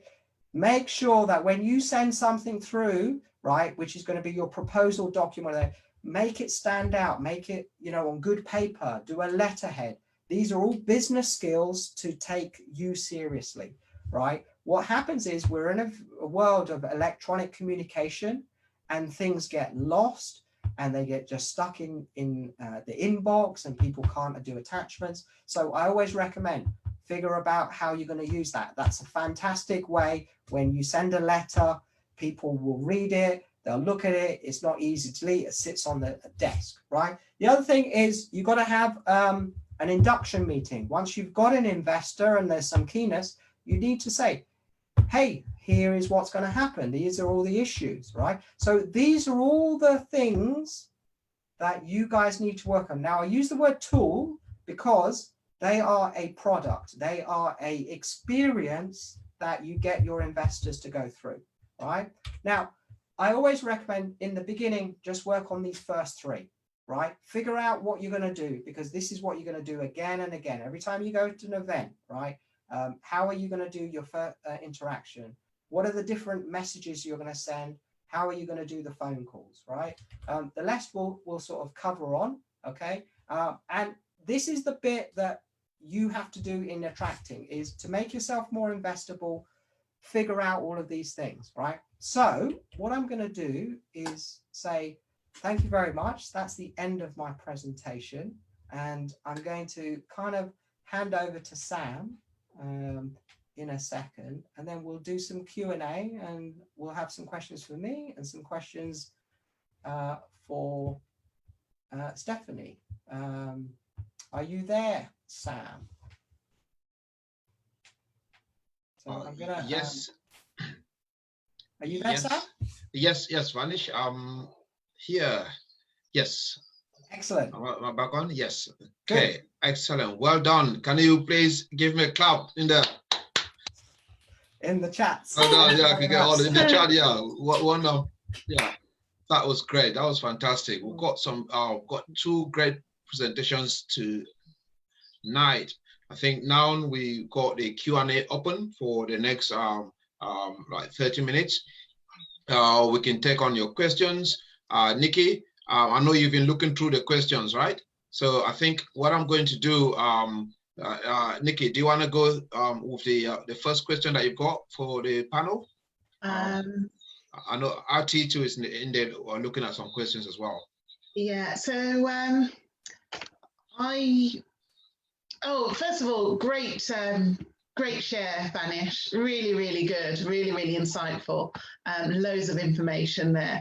And I really loved that the way you structured your workshops, actually giving so much value with that pre-workshop call, then a workshop, then a post-workshop call. That's kind of gold dust, everybody. Really take advantage of that. That's a great way of doing it. I really think we should book on. Yeah, you're welcome if you want. I'm sure you're at a stage where you're going to probably benefit from joint ventures, and it'll be good to see how you're structuring your stuff. So happy to give you some pointers. Super, thank you. So the questions, I picked up a few of the rent-to-rent questions while Stephanie was talking earlier. And there was one about from Farida Alassani, asking what are the hidden costs with a rent-to-rent scheme? So really, I wouldn't say any cost is hidden as such, because, you know, once you've structured and once you've developed your business, whether it's getting your marketing out there or registering your business, then it's just about making sure, and there's been a bit of talk about this in the different presentations today, making sure that you do the appropriate due diligence on your deal to make sure it stacks up. And as part of that due diligence, making sure that you've taken account of all of the things that you're going to have to deal with, like sourcing fees if you've got, or commission charges, alongside all of the utilities. The more you analyse your deal up front, the better equipped you are to know what it's going to cost and whether it's truly profitable. To set up a rent-to-rent business, it could be as little as £600. It could even be less than that if you're going to create your website yourself and the like. There's a question there. Have you noticed that, Vanish? How do you sign up to your coaching? Well, come on the webinar, and we'll go from there. Let's first get you joint venture ready. Okay. So. Then Vanish, I've got a question here on Facebook. Someone is saying, how do you decide the interest rate to offer a JV partner? Okay, so that's a good question. So first is if I don't know if you can ask them how much and what rate. The thing is, Facebook is not very interactive, right. So I'm not okay. sure. So the question that you're going to ask, right, which is, so I'll slightly generalize it for the benefit of everybody. So the question is, how much interest should you offer? Yeah. And so the way I work it is the rate that you need to offer is what they think is fair. Right. So what happens is with when you're talking with people, this question is really coming back to, right, what do they say? So I'll take a statement that Steffi and Nikki will say, right? In all negotiation, what you do is, this is how I negotiate with the investor, right? So the questions that you're going to ask them so that you can then figure it all out. Number one is, how much money do they have, right? And how long can they invest for, right? So typically your investors will fall into different groups. Some people will be investors that will invest for 3 months, 6 months, 12 months. So once you know how long they're going to invest, right, what you then do is you ask them, okay, and this is the way I look at it. I go, how much interest do you want? That's the first question, because what tends to happen is if you ask them, they will pop up, they have a number in their head. Now, there's ways you can ask it. Number one is you can just be very straight and say, what rate do you want? Right? Now, I do a slight variation. I go, what rate do you think is fair for us to work with? Right? Now, they will then come up with a number. Okay? Now, in your head, you will probably have a number. Okay? What I always say is two things. First is that the deal will determine the rate, not the investor. But you start with getting them to have a ballpark, and you will get some investors who will come up with nice numbers, you know, like 30%, 50%, 100%, right? And those people, you kind of go, okay, well, when I have a deal that justifies that, then I'll come back to you, right? If I had a deal with a lower rate, which enabled us to work with, would you be open to that? Okay. Now, here is what I generally tend to find. The people that you will do best with, when you ask the question, what do you think is fair, right? They will come back with one of two answers. One is, I don't know, right? What do you think is fair? Or they will come back generally with a single digit number.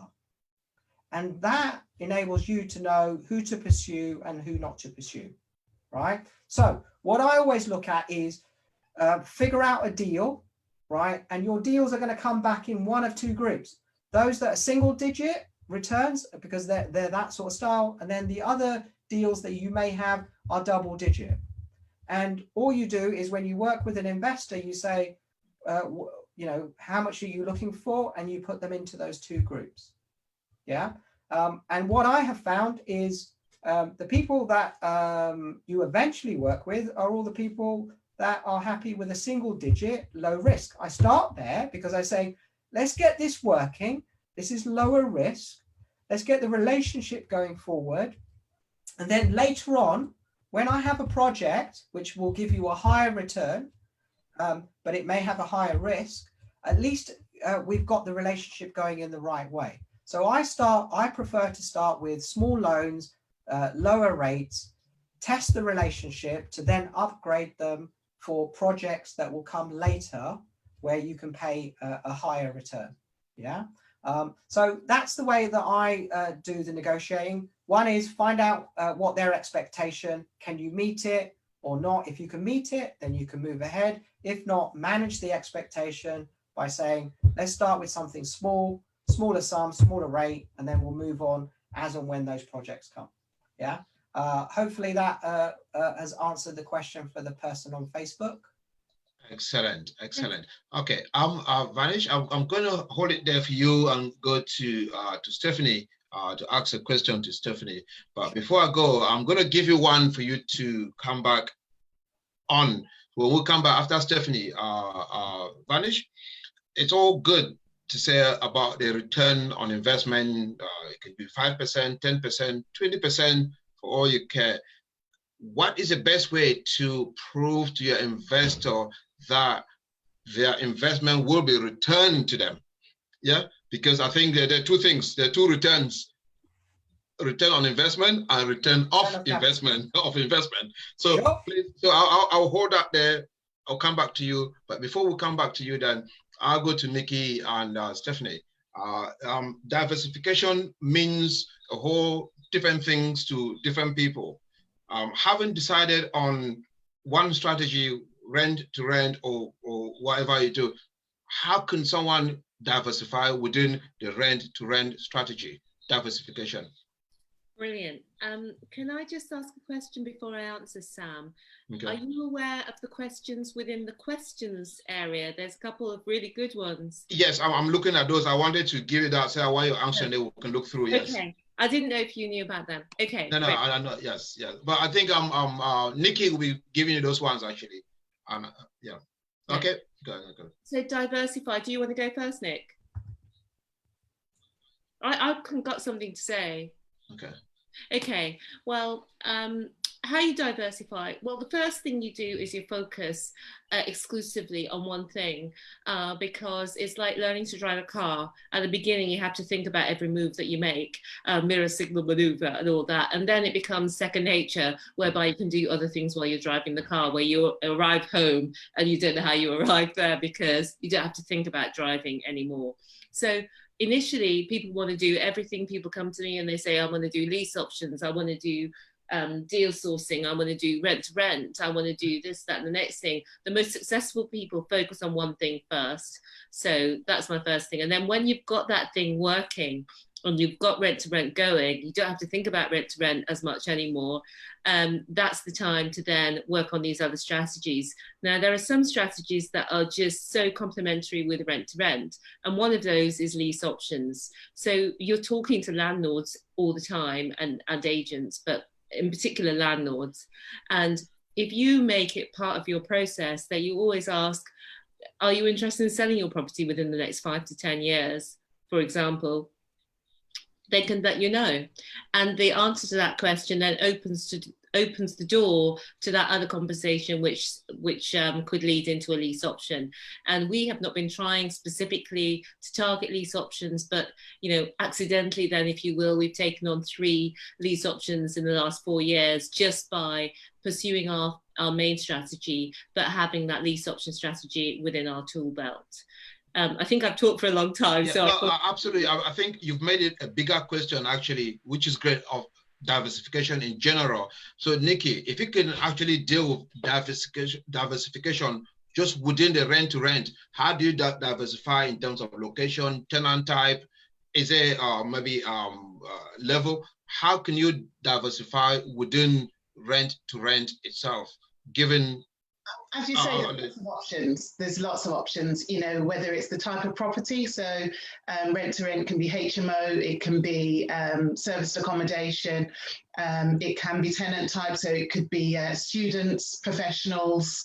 Essentially, it's not being closed, I think, is the biggest thing when you're in business and also in property. So as the opportunities come up, making sure that you don't just shut the door and say, oh, no, I don't do that. That's nothing to do with me, but explore a bit further and see. And also making sure that you're always looking at your profit margins. At the beginning of the deal, you might have done an assessment, worked out what your profit's going to be. Make sure that you're touching base and keeping track of that to mean that you're aware when it's dropping or what you need to do to change your processes and actions, and whether that's moving to a different location, being aware of your environment to know where the regeneration is happening, where you need to be looking for the next good deal. Okay. So Nikki, back to you. Do you have any questions that you want to ask Stephanie? Yeah, I think, to be honest, I think we've nailed the ones that came up on the. Oh, no. Well, there are a few in there. Still quite a few in there. In the questions, there's one from Nazim. I don't think we'll get to all of them because there's about 6 or 7 questions. There are quite a lot, yes. Okay, which one do you want to go on to? Well, you pick it up, sis, because I haven't seen that yet then. It's just in the bit, there's a bit called Q&A at the bottom of your screen. Oh, okay, I haven't been in there at all. Oh, no, there are lots of questions in there. Yeah, so which one do you want to go with? Okay, it says, how can I, let's just take the top one. How can I work with landlords or position myself well with them when they are already working with other agents? This kind of talks into what Vanish says. You only have to stand there being amazing. The landlords are going to come to you, because the reason why they're going to come to you is because they're not happy with whatever's happening with their agents. Now, we know that landlords, they like the best, but there's that thing where people like to pay a small amount for their letting agent.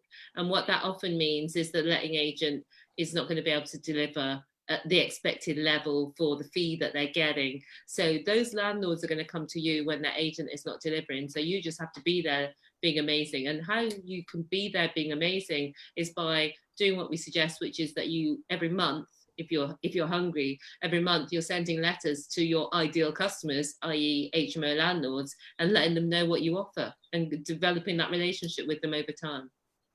Okay, yeah, there's one interesting question over there. We do, as Midas, we have a few care operators source like rent-to-rent deals for them to operate supported living. And funny enough, we had a few visits to clients that are looking for £1,000 a key. So 6-bedroom HMO, he wants 6,000. My client said, no, it won't work at 3,500. Hence, there's a question here, what can I do if the landlord's looking for high rents, yes, which outside of my budget? How can you manage the expectation of a landlord that thinks they want to charge £1,000 per room for you to then go and make money from it? Every landlord wants a higher rent than your budget. So just expect that is the baseline. Every landlord, you as a landlord, want more than what you're going to pay. So I think it's a process of education, because what we're delivering is the net rent after all the bills, utilities, cost of voids, etc. Allowing a little bit of profit, obviously, for ourselves. And landlords and people in general are not used to thinking about the net of something. They're not used to thinking about what are the added up costs of everything that I'm spending. So they often don't realise what they're spending. They only realise the £2,000 rent. They can't actually see the £1,000 that's going out the door to create that £2,000 rent. They don't actually know what their net rent is. So it's an education process. So what we show you is how to create a compelling offer to a landlord. And how you do that is by demonstrating how you compare to an ordinary letting agent and what the cost of an ordinary letting agent is. So you show them the gross rent and you show them all the costs, and you know a lot of their costs because you've been speaking with them. And then you show them what you're going to give them every single month. And especially if they've already had letting agents, they know that they don't always get what they're scheduled to get from the letting agent. And then they're going to be more likely to go with you. So that's the answer. Okay, great. Okay, before we come back to I'll just add one thing. Okay. Which Okay. is, and then when you're done, Vanish, you can then answer your question then. Yeah, sure. So this is really to add into what Stephanie was saying, which is when you're negotiating with a landlord, right, you're doing a joint venture, right?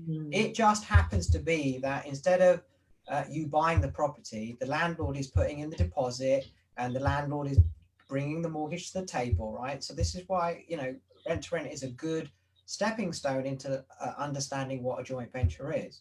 Now, here's what happens. Again, when you're first getting started, you will have this. You will meet a landlord, they're open to talking, and then they'll want an amount of money.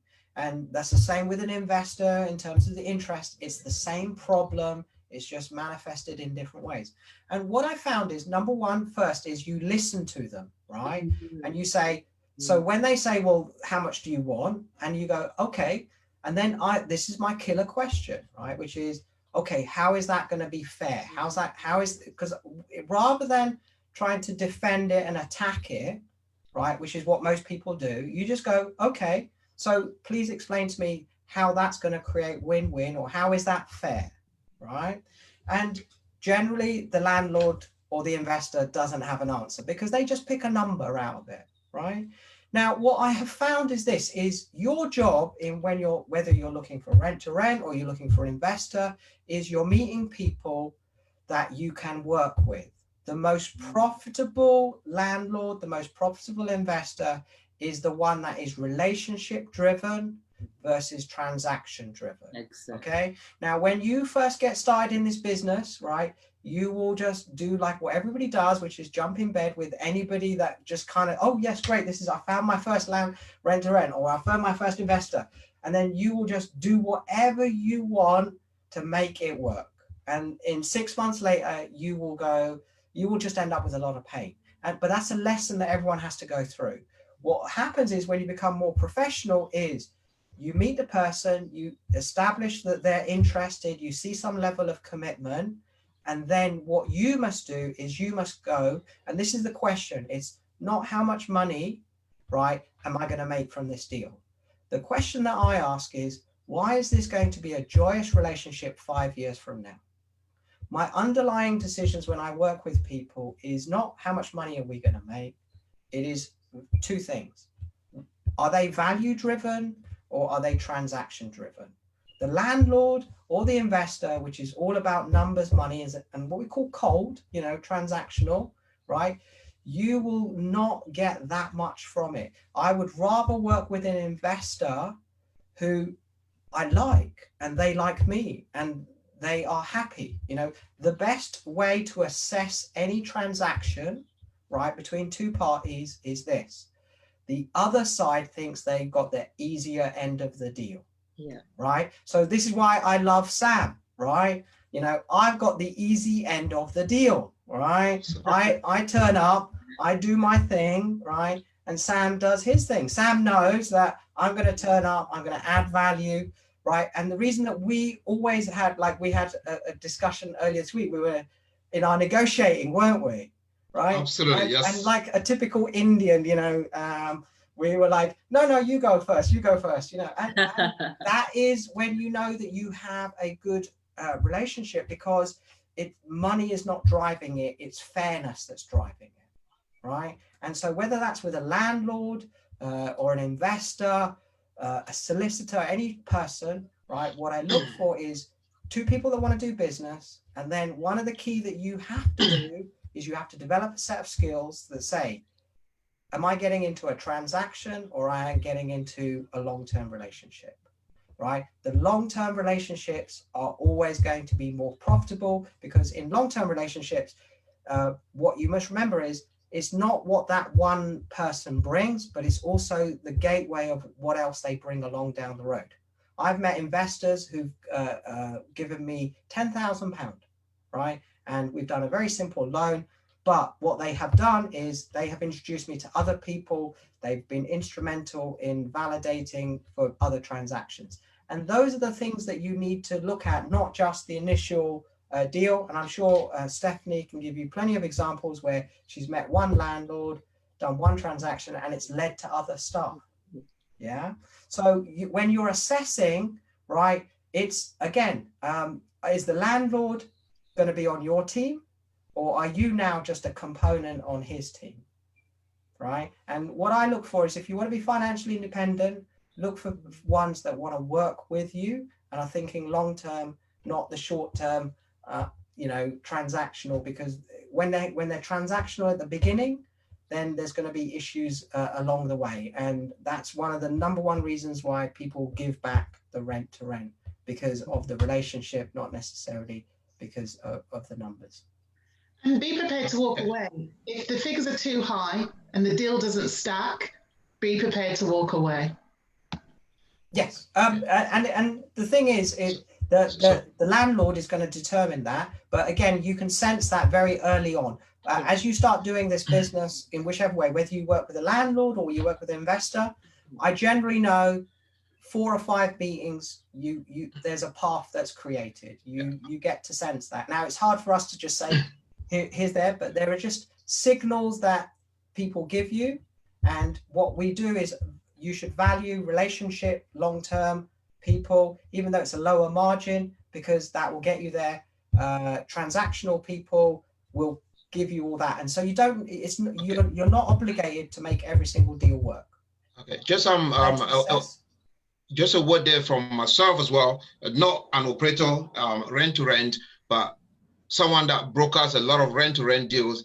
Hadija, who is actually watching, myself and her, we're meeting a landlord tomorrow at 12.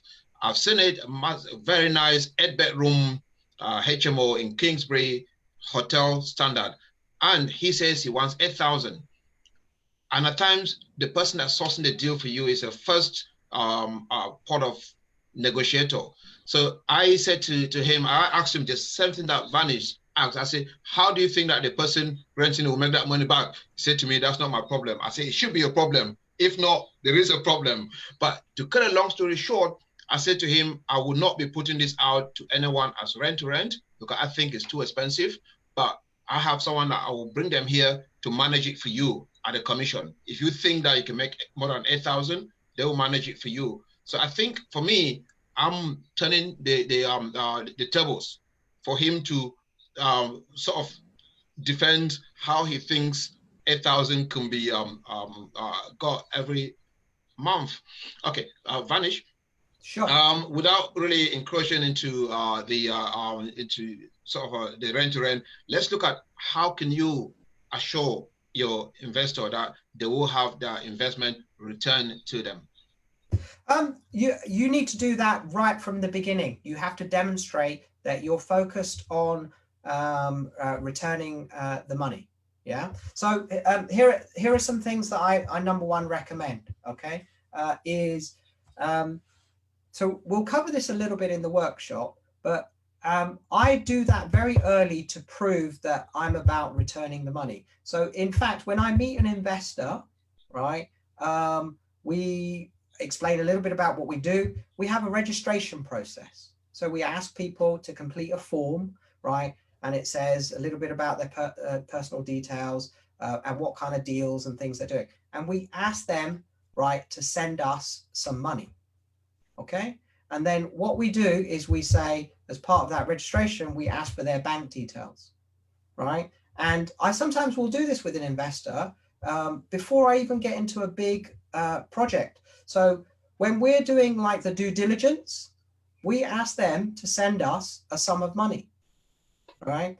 And we will then return that back in a month, maybe 2 months, right? And why I tell people that you need to ask for some money is because in asking for that money and how you act and behave and you being organized in returning that money helps both sides know how you're communicating. So what I do is I ask for a down payment deposit or a holding deposit, okay? And while we're negotiating or figuring it out, I might say, okay, look, here's the deal. You put down £300. If we end up doing business, right, then that will go towards the transaction doing. If we don't end up, I'll end up returning it. But we've now created a window of 2-3 months, what I think is appropriate for the deal, to get done, right? Second is when I do a loan agreement, okay, I make sure, number one, that the interest is paid monthly, right? Because what that requires is, that requires me to deal with that investor every single month and make sure that we have enough money. When I take money from an investor, we don't invest all of that in the project. So if, for example, an investor gives us £10,000, we will set aside at least 5%, maybe 10% to cover all the interest payments, right? Third thing is you explain in detail what the money is going to be used for and what are the key events that are going to return that money back to you. And the way that you do that is by making sure that you show to your investor that you are not overcommitted into too many projects. Because what generally tends to happen is people sometimes will say that your money's coming from the ending of one other project, right? So there are a couple of ways that you can make sure that your investor's capital, right, is secure. So we have legal agreements. You can do a solicitor's undertaking. You can do an RX1. You can have a loan agreement. The most important thing is you have a clear plan of action of what you're going to do, and you don't overcommit. The great thing about joint ventures is it allows you to leverage, okay? Leverage does two things. One is it magnifies your successes, and when things go wrong, it magnifies the downside, right? So one of the things that you have to show is that you're not overcommitted in having too many projects and you're not overexposed. So those are the things that I do. The second thing is you maintain regular communication. So go back to Stephanie. I make sure once a month I reach out to my investors to communicate so that if there is any change in the date of when the money is due or there's something that's come up, they're informed. And again, we do the same thing, which is we renegotiate and readjust.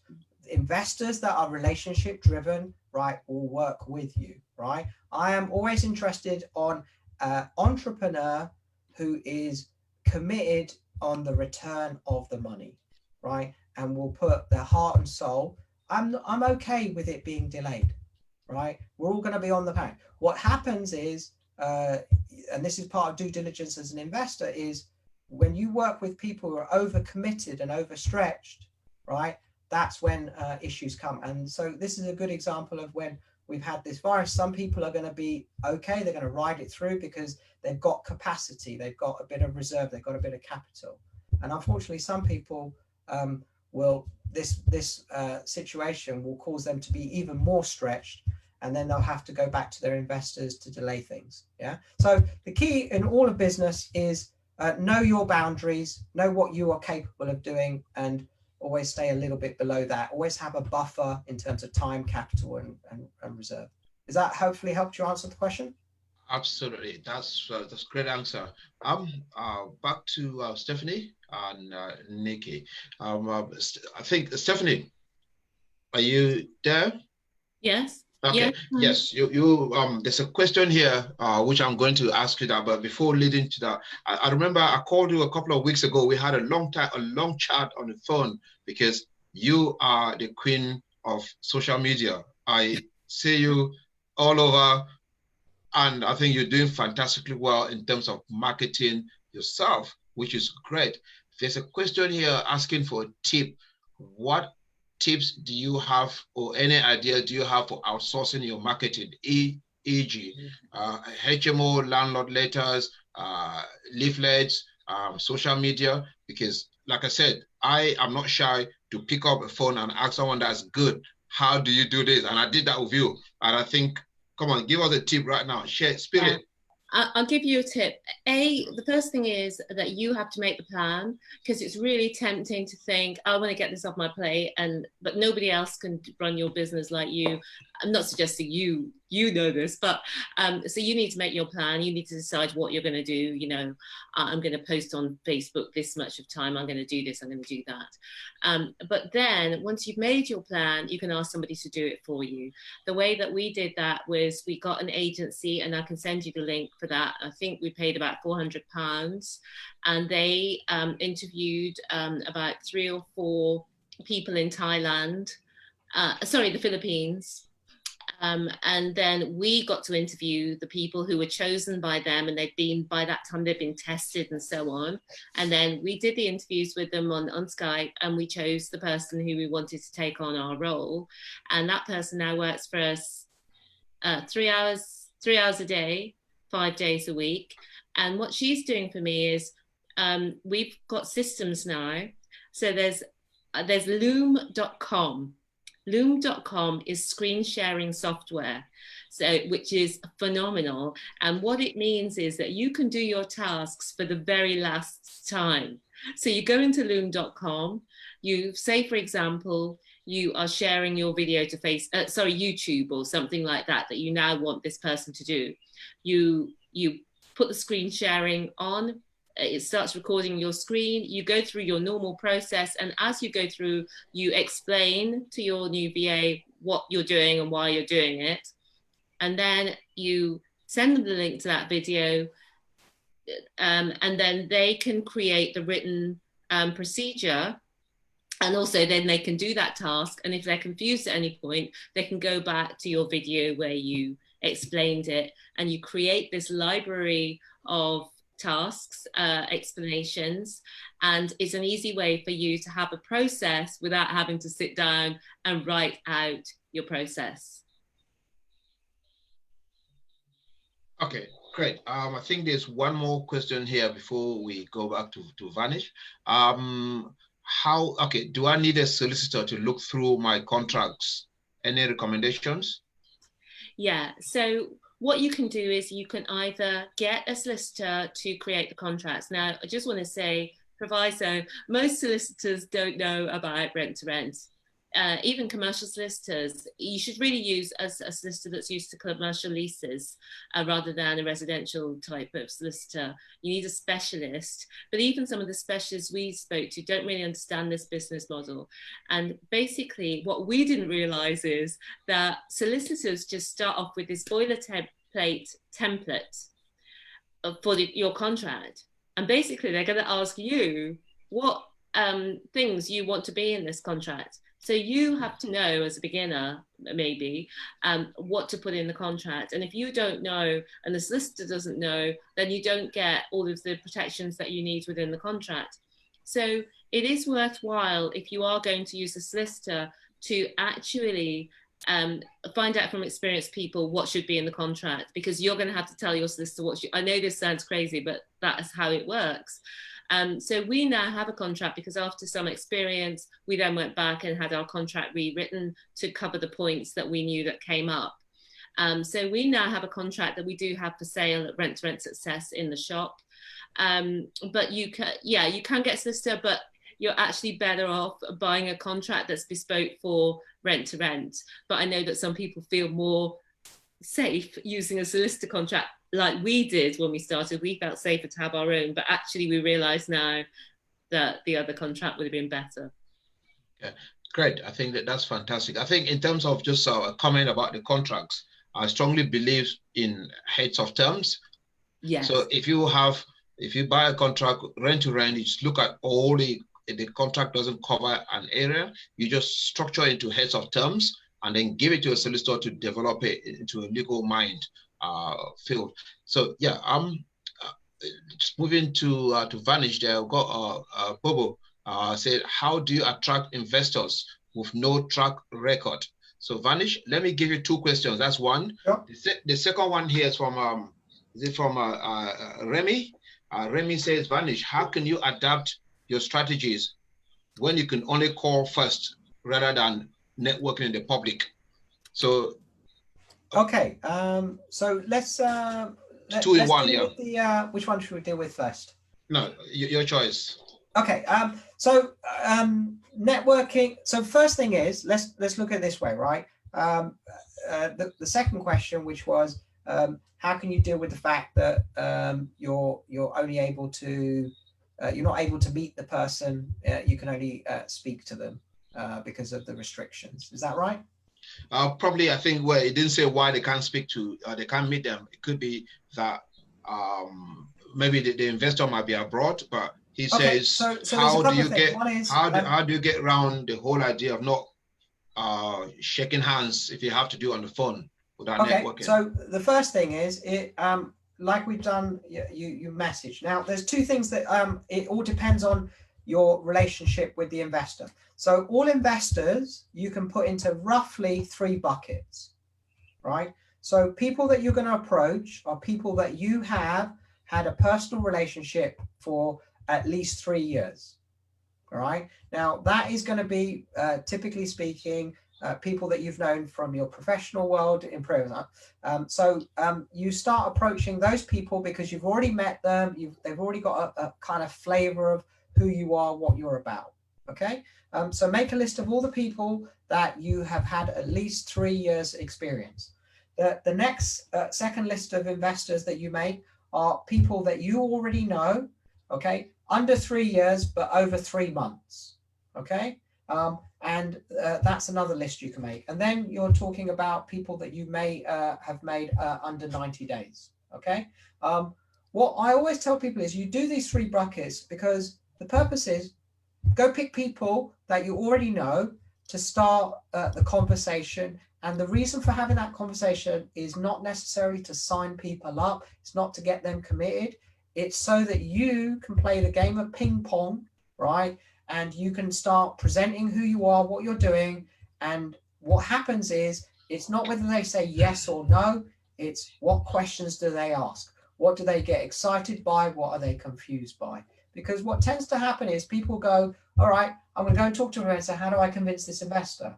And I go, well, what practicing have you done in getting your craft, in getting your presentation, and getting your ability to be comfortable in a meeting with an investor, right? So it doesn't matter if you can't do it face to face. The first thing is, right, can you get through messaging someone for them to commit enough time to speak with you on the phone?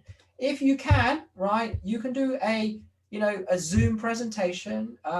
It's easy to go and get an account. You can do a one-on-one, right, and you practice. The bit that's the hardest bit is getting the meeting. And then the second bit that's hardest is doing that bit when you do screen share and you have to create your presentation, right? And you have to talk it through, right? There is absolutely nothing different between doing that and then doing it face to face. The key is, what's important is in getting people to give you that time, that 1 hour or 30 minutes, right? Where you can actually present what you're doing, and you can use visual images, and you can interact, and you can ask them questions. So that's the bit that's important. Go make a list of about 30 people that you already know and say, hey, I'm looking, when the lockdown finishes, I'm looking to seriously develop my property business, and I would love to be able to share what I'm doing. Would you be kind enough to give me some time, maybe 15-20 minutes on the phone, so I can give you a flavor, and then book them in to a Zoom call and practice your presentation. Don't do too many, only do 1 or 2 a week, so that in between those presentations you can perfect your content, you can adjust, make a written list of all the questions they ask, right? And then think back a few days later, oh, how could I have answered that question? Was that a specific to the individual, or is this a question that we're going to get repeated? Now, the great thing with this webinar today is we've got all these wonderful questions, okay? And you learn in working with investors, there's probably only about 10 or 15 questions that are going to come back. So if your presentation and your communication can answer some of those questions, right, you'll get and attract more investors. The key is present and then get them to commit some time in getting to know you, and at some later stage you will have that. I've been reasonably successful, and some people have been able to raise money with people overseas. But generally, there is, because there's some common ground. Maybe there are people that you knew from a previous situation, so you've already done that sort of meeting thing. I generally find that if you're talking, significant sums of money, then people generally need to meet with you, or there needs to be a third party that can validate so that they can feel comfortable with the transaction. Online is great to get started, but real business still happens face to face, and eventually at some point you're going to need to do that. But you can build plenty of relationships and get those people warmed up so that when it comes to the more due diligence stage, you'll do that when this lockdown finishes. Okay, thank you, Vanish. Is Nikki there? Look, I've just sent Nikki a question to ask Stephanie. Okay, Stephanie, if Nikki is not there, if you can look in a private chat, I've just sent it to you as well. There's a chat that I sent to you just so that she can ask you. But if not, let me look for it. And is she? Oh yeah. I've got a question. You got it. Okay. Do you want to read? You can because it's too general. Do you want to make a question out of it and then answer it? Yeah. So the question is about commercial rent to rent, because that's what I mentioned is one of the opportunities. A lot more people are doing standard rent to rent, but I still think there's a massive opportunity there because not everyone's doing it right now. And also not everyone's doing it well. And when you learn the strategies of how to do it well and to be, I was going to say world class, but you don't have to be world class. You have to be the best in your location. And it's easy to be the best in your location because other people are doing it quite badly. So commercial rent to rent is an area that we don't hear as much about. So there's a little bit more risk involved. People don't think that they know how to do it. And it's something that we're just going into ourselves. And the reason why we've noticed this opportunity is that we've been presented by a couple of commercial units recently. Now, it is kind of area dependent. So if you're in a booming area, it's going to be different to where we are. There's a lot of commercial units that are empty. So we would need to have a niche strategy of the exact usage that we're going to put those commercial units to, and know how we're going to do that, because then there's a massive opportunity for us because we can get those units cheaply. Other people don't know how to fill them, and we're going to know how to fill them through this niche strategy. So it's kind of area dependent. But it's done very much similar to the same way that you're doing the residential rent to rent, except that we are going to be more in demand because other people can't fill these units once we have our strategy. So there's a few things that I'm going to be trying out, or that we're going to be trying out over the next few months, because some of our HMO landlords have asked us to take on some of their commercial units. It's something that we previously resisted, which we're now going to be leaning into. And we also own, in that 12-unit property I mentioned, we've got a little shop on the front. So that is, we're going to do something with that as well. Okay, so well, before we go through, I'm just looking through Vanish. Yes, sir. How much did you pay these people? When you were presenting, everyone is saying very helpful, very good in content. How much did you pay them to come and say that? Listen, one of the things I find is that I know you invite me to come on and do this talk, and I always get nervous when there's like 100 people, right? Because I'm like, I spoke to my partner earlier today. I said, I'm disappearing as of 4 o'clock today, and I won't be back until about 10 o'clock at night because I've got to help Sam deliver a really good online event. This is like his first one, and I spent 2 days locked in my room, putting my presentation, chopping and changing, because I don't want to let you down. That's the simple thing, Sam. Yeah. Okay. So it's down to you, mate. You push me because I know that you can kind of cruise, but I like it that you put on a great event, and you've got good presenters today. I know we could, if this was like the Hilton, we'd be there till midnight, wouldn't we? Absolutely. And last time we were doing Southside. We'll do the past 11 o'clock when you do the live event. And Stephanie, when you come to London, it's great. Don't expect to get any sleep. By the way, I think we should be mindful, because some of these people have got from around the country. I'm amazed at, people from Wales, people from sort of Newcastle, all the different areas, and even Ranjit managed to find time in his busy diary to come join us. So that's and the other thing is that with the workshop that we're going to do, so that when you're full-time in property, you can eat and sleep this, but when you're a beginner, that's why I do everything in bite-sized chunks, because I know people have other commitments and all that. We'll be I think, Sam, what are we going to do tomorrow? We've got to have a conversation, because we've got to get these things all set up, because we've now promised. Yeah, we'll promise it, so we have to then do it. Now the dates and everything are all going to get sorted. So there'll be 2 places you can go and register if RT hasn't got there, or you want to invite a friend. So give us a little bit of time. Hopefully by the weekend there'll be links on my website, and there'll also be links on Sam's website, which will get up by the weekend, right? And then you'll be able to all register, and then we'll have plenty of time. And then whatever questions we haven't had answered on here, I'll be more than happy on the pre-calls or whenever we do that. And then the other thing, which I think, Sam, you need to mention, is the question time, or the other, because this is not your last online event, is it?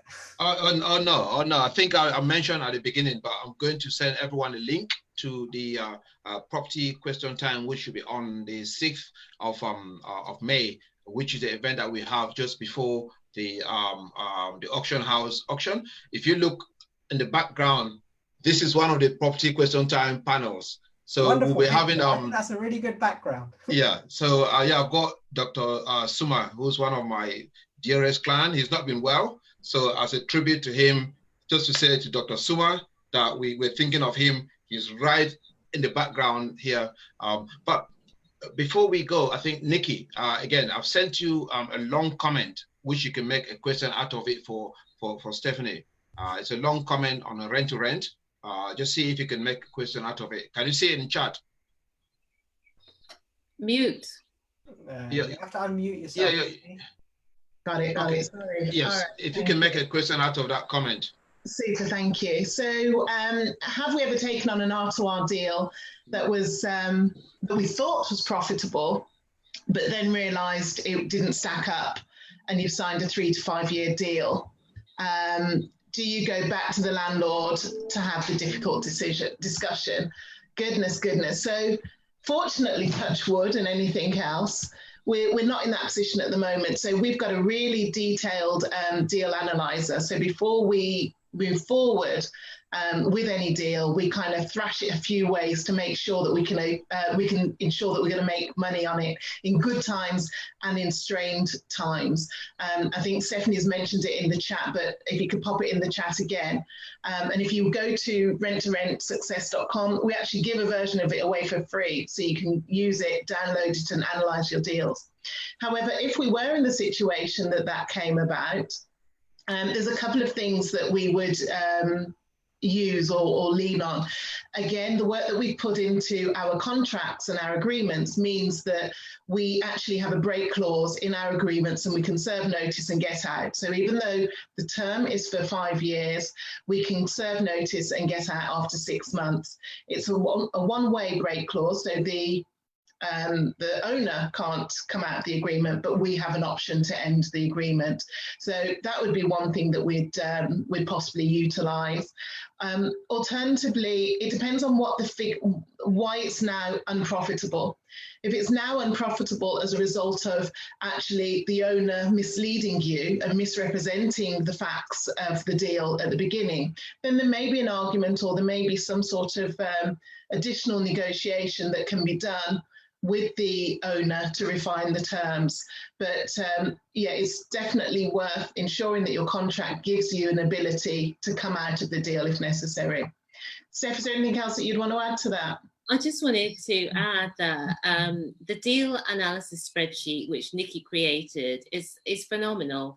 It's got every line of costs that you're going to need within your business, but it also gives you a 9% buffer, because it includes things that you don't actually have to pay for, such as management, 3%, voids you may have 3%, and maintenance 3%. That's 9% in your deal. So if your deal can work without those costs, those are the flexi costs, then you know it's going to work. Even if you, like at the moment, we are still able to pay our landlords full rent, even though we're 10% voids, which is above and beyond of what we had forecast because of this coronavirus thing. So I think if you use that deal analyzer and the strategies that we teach, you would never be in that situation. But yeah, and Nikki's given you some good tactics for if you are. Okay, I think I just want to add one point, which is a general point, okay, which is most people in this audience are going to ask this kind of question, which is, what if it goes wrong? You know, what if this numbers don't stack, right? And I think what I always tell people is, if you're going to become an entrepreneur, you need to learn to deal with ambiguity, right? Because what the underlying question with some of the questions that we've had today, which is, how do I get it perfect? Right? Okay. And if you're going to become an entrepreneur, you are making money because you're able to handle ambiguity, right? This thing about going from being an employee to being an entrepreneur, right, is the fact that when you're an employee, you're given certainty, right? And certainty is actually, because most people who go from being in a corporate world to becoming into this entrepreneurial world, right? I tell people that when I work with people, 70% of my time is unlearning the crap that has been taught to you in the corporate world and in the school world, right? Okay. Everybody in school automatically gets into the next year. There's no test, right? You don't have to deal with failure. Everyone wins an award, you know, the egg and spoon, everyone gets a star, right? Okay. And then when you go to work every single month on the 25th, clockwork, right, you get payment, right? Now, I have been an entrepreneur for over a decade. My partner at the beginning of the new year asked me, how much money are we going to make? And I go, I don't know, right? You know what? This month we could lose. Now, I have actually had fun. I'm fairly confident with our business, but every single week, my wife, she works in the corporate, and I've had so much fun pulling her leg, going, this person's going to quit, this person quit. You know what? We're going to have to sell this. We're going to have to sell that. There's like doomsday, right? She's been sat watching 6 hours a day of all the disaster. And I go, oh, ours is really worse, right? We're going to break up, you know, right? And we're going to end up having to live under the Waterloo Bridge, right? Okay. And because you can't handle fear, right? And the reality is, when you know your facts, okay, you will be successful. In rent to rent, here's all you need to do. You need to do, as Stephanie and Nikki have done, is you get a contract, right, so that the investor is committed for 5 years or 3 years, right? You need to figure out your notice period, right? Your biggest risk in any rent to rent is the first 6 months, right? Because you're working on a projection. After 6 months, you have fact. That 6 months, you then make the key decision, right? Do we continue with this or do we let it go, right? After a year, you should then know, right? As you start doing this, which dealing with uncertainty, right? You relax, you get more and more confident because you know that you have the ability, right, to deal with the ambiguity and fear that most people have. And all that's happening is, I would say 30% of the questions that we get on any topic in property, right, is how do I deal with my fear? Because I need predictability. Well, the way you get predictability is by getting experience and confidence, right? And when you hang out with people, yes, you have all the spreadsheet, but you know your gut, your instinct, your practice will tell you when a deal is good, right? The reality is this: 90% of deals will fail within the first 6 months. Okay, they're the ones where you're dealing. And so can you take the risk of the difference between the income and the outcome? When I work with people, I say, you have to be happy. A rent to rent, if it's £1,000 loss in 6 months, you haven't lost £1,000, right? What you have gained is experience in doing a deal and getting through the first 6 months, right? Okay. When you have collected £5,000 worth of rent from starting up your own little business, that is when you start then going, oh, there is something here, right? And I tell people it's very simple. The first 10,000, you are scared. When you got 100 grand that's come into your bank account because you picked up the phone, you spoke to this person, right? You then start believing, I could be an entrepreneur. You know what? I tell people sometimes it takes £1 million dropping into your bank account for you to feel confident enough, right, to think that you know what you're doing, right? So the fear is always going to be there on day one, right? And you work and get more confident, and then it will disappear. And then suddenly, as life is every 3 years, because the market changes and adapts, the fear comes back in because there's sudden changes. And then you improve, you change, and adapt, and it goes down. But it never goes to zero. That is part of what happens in being an entrepreneur. If you want it to be zero, go be an employee, right? All the entrepreneurs do is we deal with the same level of fear and uncertainty as everybody else, but we learn how to control our emotions, and we use numbers and data and relationships to guide us. Right. Okay. That's why being on these kind of calls and things will help you. So anyway, that was the bit I wanted to add. Okay, I got a few. I'm just looking through the comments. Well done, Stephanie and Nikki. Claps all over. But for some, do say great background. Wow, who's in the background now? So as soon as I put they say great background. So wow, at least I managed to get a compliment. I managed to get a compliment for myself by putting you on. Well, thank you very much, Sam, as I said. Yeah, okay. Ranjit, before we come to that, I think there's a question here for Stephanie. Stephanie, how do you advertise on, if you're not a landlord, you're doing rent to rent, how do you advertise on open rent, which is only meant for landlords? I do have a ninja tip for this. Okay. I don't like to talk about it in public because everybody will be doing it, and it might the loophole might get closed. So what I said to you was just get in touch with me outside of this. I'm happy to share that with you.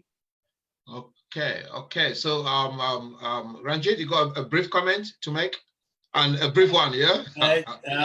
I know we've got up to 11 p.m., but a brief one for now. Okay. Did Vanish do a brilliant presentation? Okay. So can we give him a clap? Ranjit, you right? you had your. You know why he did this brilliant presentation? He was double locked. He had a lockdown from the government and a lockdown from his missus, so he can spend 2 days preparing the presentation. Absolutely, well done. He deserves applause. And also, Vanish, how did you come here today? Public transport? Do you want to lift back?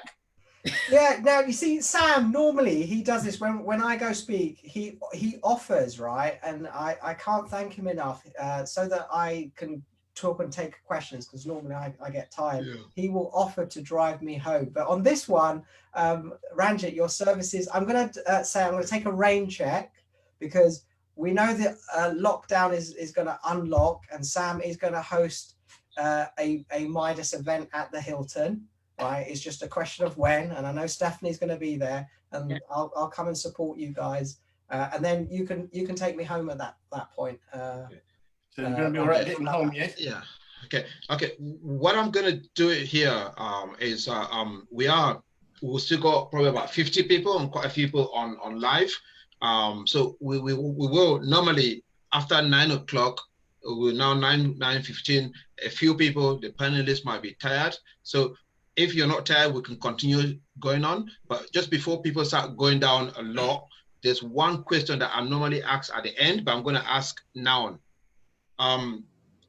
What question, to all three of you on the panel, what question did the audience not ask you, which you thought they should have asked? Can you ask yourself a question and then answer it? Start with you then, Vanish. Okay. So the thing is, beginners and people early in their journey, there's a series of questions they're going to ask, right? I think the important question that we should be asking, or I'm going to ask on behalf of the audience and they not be thinking, right, is in terms of yourself, right? What have you learned through this lockdown period and uncertainty? Because you guys have all been in the business for a while, and what has this situation enabled you to do, and what sort of changes are you making in your business? No, actually, the rule is to ask it to yourself and answer it. Yeah. So okay. I'm going to do that. Okay. So okay. That's I think fine. Okay. In this, the thing about this lockdown is it's reminded me of something that I think is really important, which is with the fact that you're restricted, right? You have to be a little bit more creative. So my creative parts have increased because you're restricted, and that's always what happens. Is when you take away, you have to become more creative. The second thing is, and this is something that is always a good reminder to have, right? You do not need to have that many good relationships, right, to get forward in life. The thing is that by having this, when you go on a train, you bump into lots of people. When you're out and about, you meet loads of people. When you're suddenly taking that away, okay, my phone, hasn't got necessarily that much busier, right? And what this does is it helps you do the thinking because you've got rid of all this noise. So this lockdown, as far as I'm concerned, for everybody here, has been a massive gift because it's done two things. Number one, it's forced people to get rid of distractions and all the demands and everything. And we have had wonderful quality thinking time. Yeah. Me and my partner, we have breakfast in the morning, we have lunch, we have dinner together, right? We go out for a walk together, right? So you really know your relationship when you're kind of in a situation and having to do it. Because you're not in the sort of busyness, right? And you're in the thinking. And I think having a lockdown and having to revise your business strategy and everything has been a good thing. And I think that that is what people should be using this lockdown, which is get ready for the situation when the market returns. And for me, I've got a whole list of things that I need to do, and also a bunch of things to just let go of, because we've accumulated a whole bunch of things that we don't really need. I've got friends who've got offices and things, and they're like, oh, okay, when this lockdown finishes, we're going to kind of finish that off. So what this lockdown has done for me is it's forced me to streamline my business, which is a good thing. Okay, great. Nikki, Stephanie, you decide between yourselves. Who goes next? I'll go next, just in case you go with whatever I'm going to say, and then I'll have to think again. So what I might be asking myself is that I've spent a good few hours on a great presentation. I've heard loads of really inspiring stuff about how I could move myself forward, but I've got that voice in my head that keeps cropping up that says, I'm not good enough, I can't do this, I've started so many things and failed, and I'm just not going to be able to do this. So yeah, it's great for somebody else, but it's not good for me. I'm not going to be able to do this. And what I would say to myself is, yes, you can. And yes, you can, because it is possible. The things that we're all talking about are learned behaviors from following a tried and tested systems. We have tried and tested systems in Rent to Rent. Vanish has gone through a whole load of things that he, in regards to securing that joint venture and financing, and a whole load of different methodologies that he could walk you through. It's just about taking that first step and continuing to take that first step and reminding yourself to shut up, you are good enough, and yes, you can do it. Okay, that's a good one. Stephanie, just see if you can trump that. I was just about to say, I could see why she got in first. Yes. So yeah, let's okay. You know what? I really feel like the comments from Vanish and Nikki really have summed it up. Just to take the very next step that's in front of us. You need to still answer. Yeah, ask your question to yourself and answer it, because that's what. So back to the question is like, what question do you think the audience should have asked you that they didn't ask when you were driving here, stuck on M4? You were thinking, I'm going to answer this question when I get to London. Now you've got to London and you're on stage. What, that question didn't get asked. Which one was it? Yeah, well, I think the questions that I always get asked is the number one is, how do I get started? And the number two is, why would a landlord give a property to me?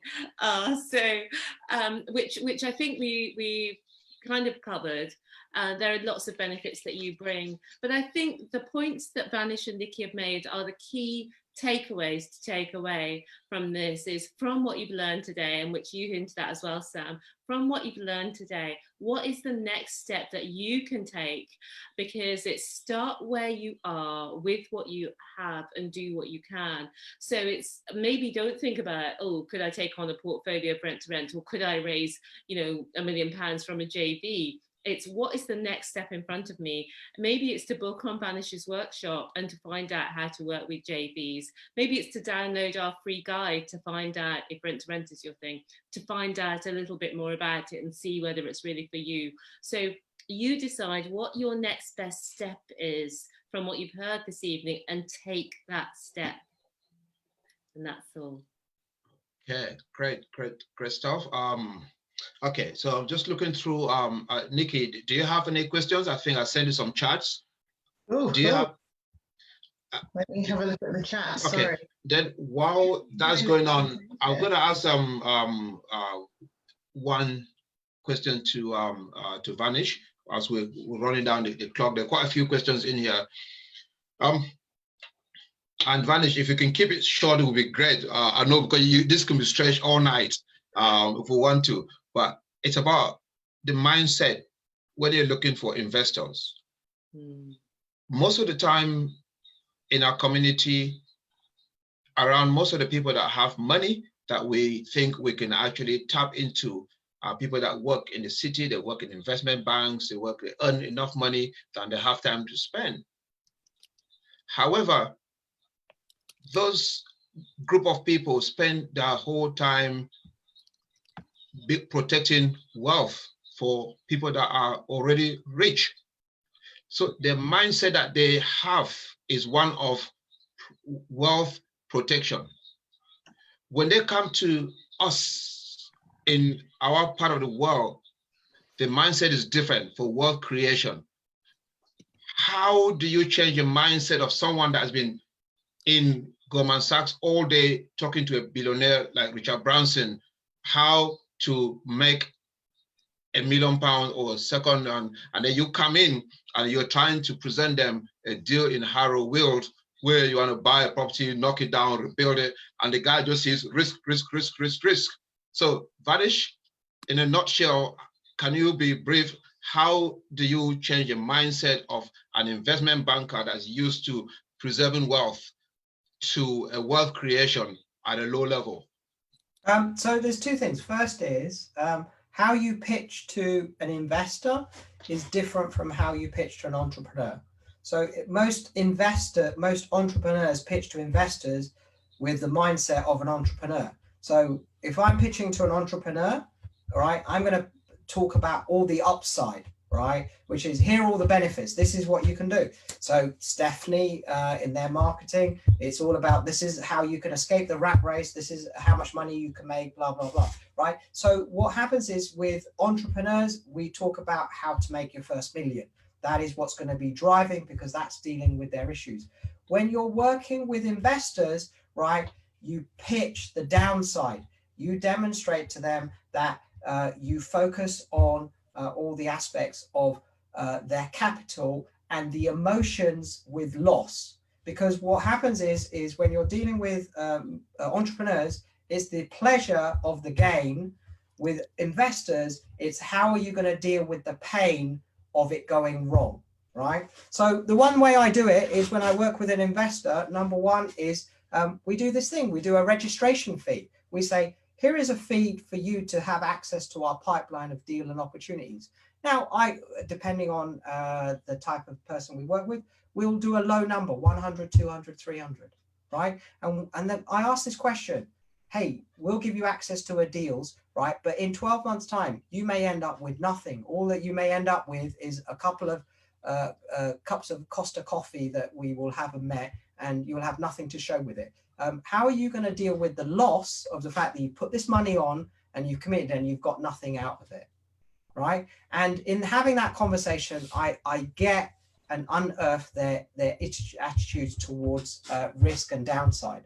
Second thing is switch it from about money. Again, the skill in raising money is move the conversation from money, right, to what is important to them. How do I win an investor? It is not by showing the numbers of the deal. Everyone thinks that that's it, that we're going back to the Dragon's Den thing.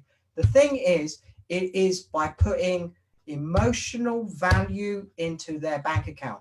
All investors have two bank accounts. They have a financial bank account and they have an emotional bank account. When you love them, because that's what you have to do, right, enough that they have enough deposits in their emotional bank account, right, it will unlock and give you access to the bank account. Remember this, right? The person that is working in Goldman Sachs, right, he is not getting any good emotional deposits. He's going in there, having to run around, being shouted at there.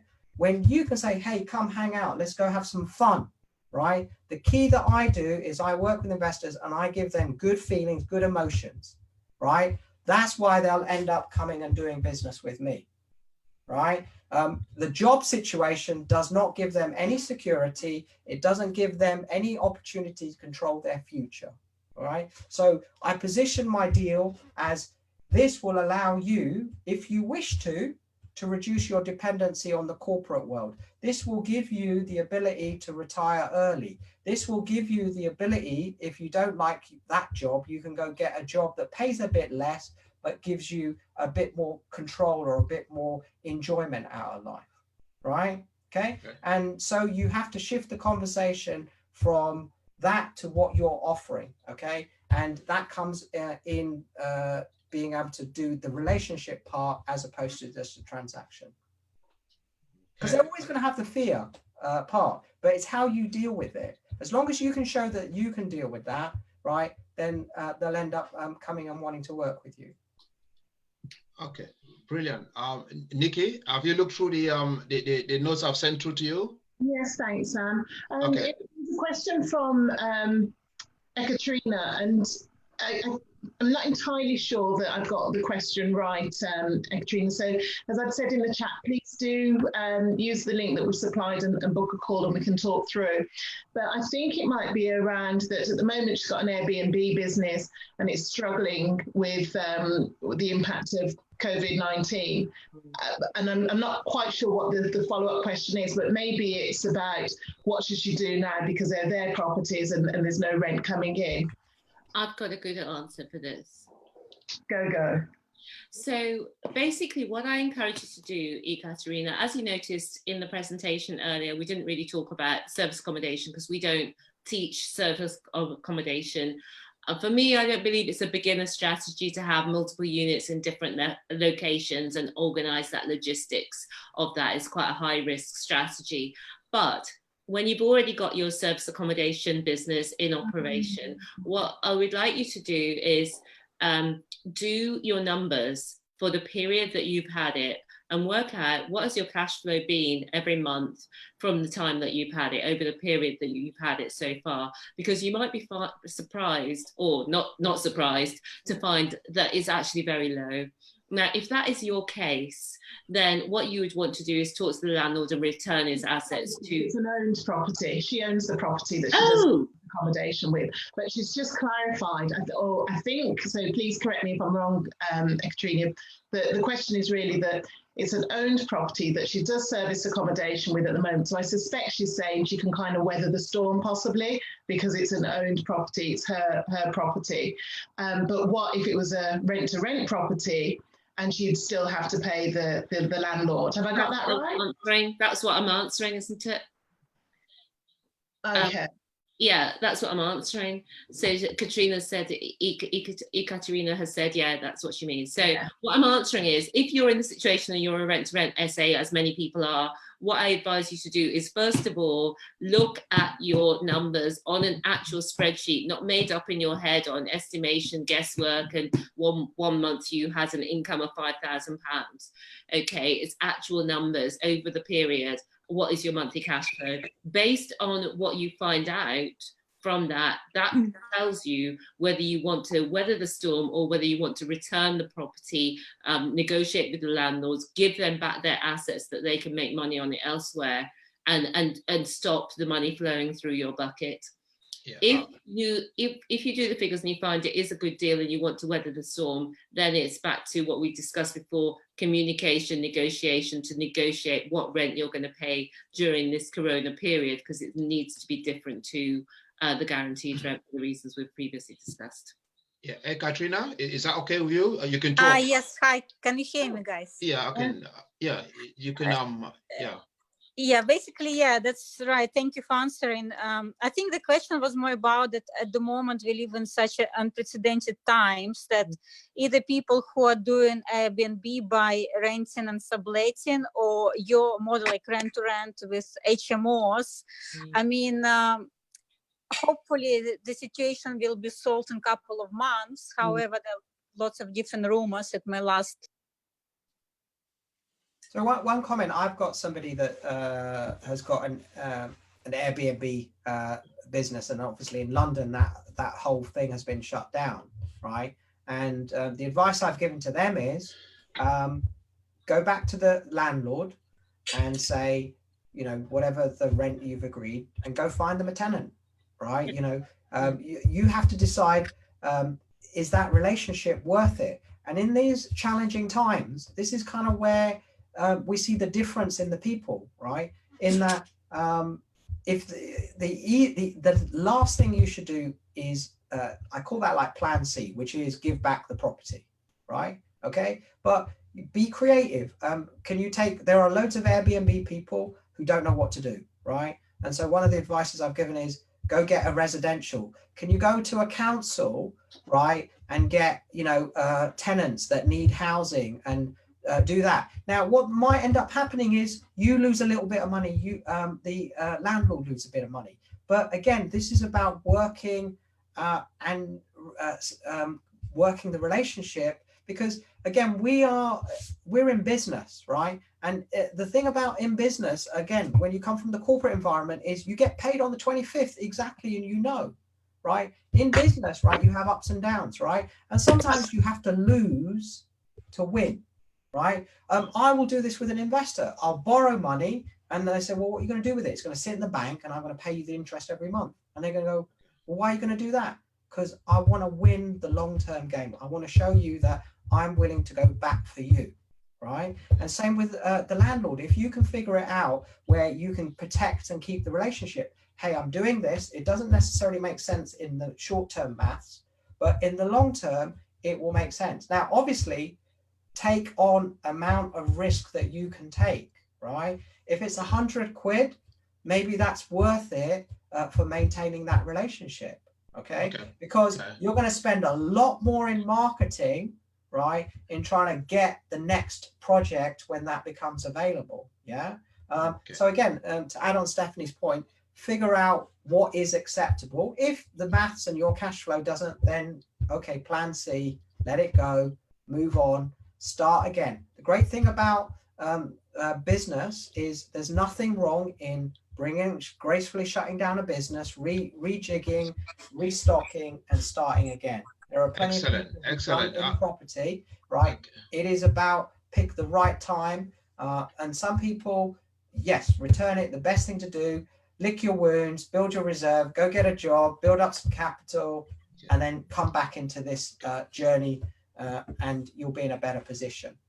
Great. I think in the next 10 minutes, I would like to go to the audience, because we've still got quite a few people to see if they want to make any comments. But while the audience are thinking, or attendees, what comments to say, Nikki and Stephanie, what are your thoughts on social tenants, the council tenants? Do you do them, or what are your thoughts?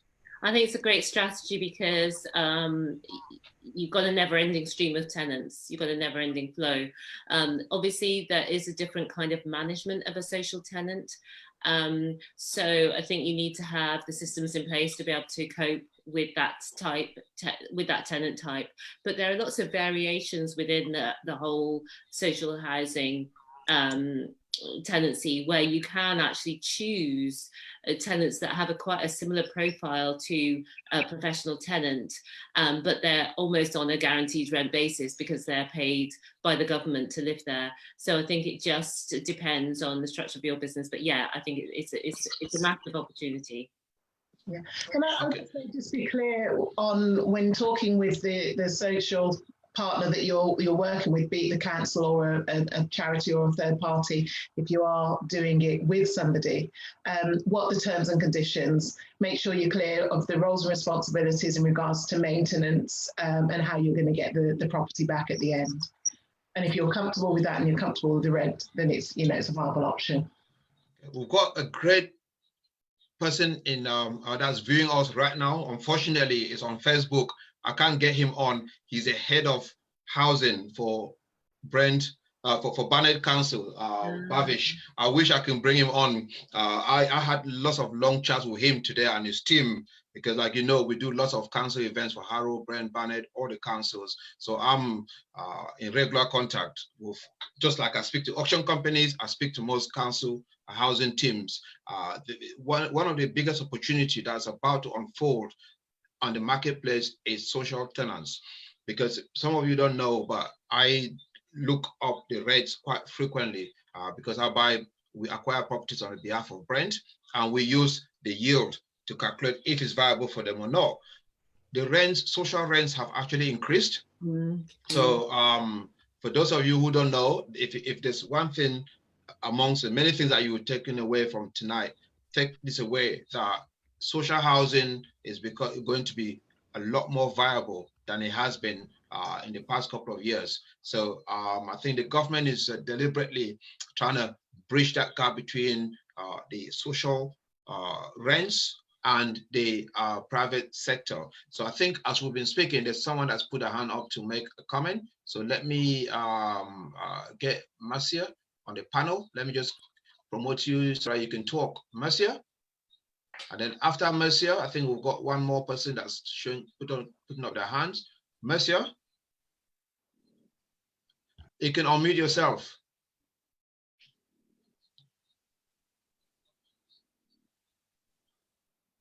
Okay, I'm gonna get Dill while Marcia are getting ready.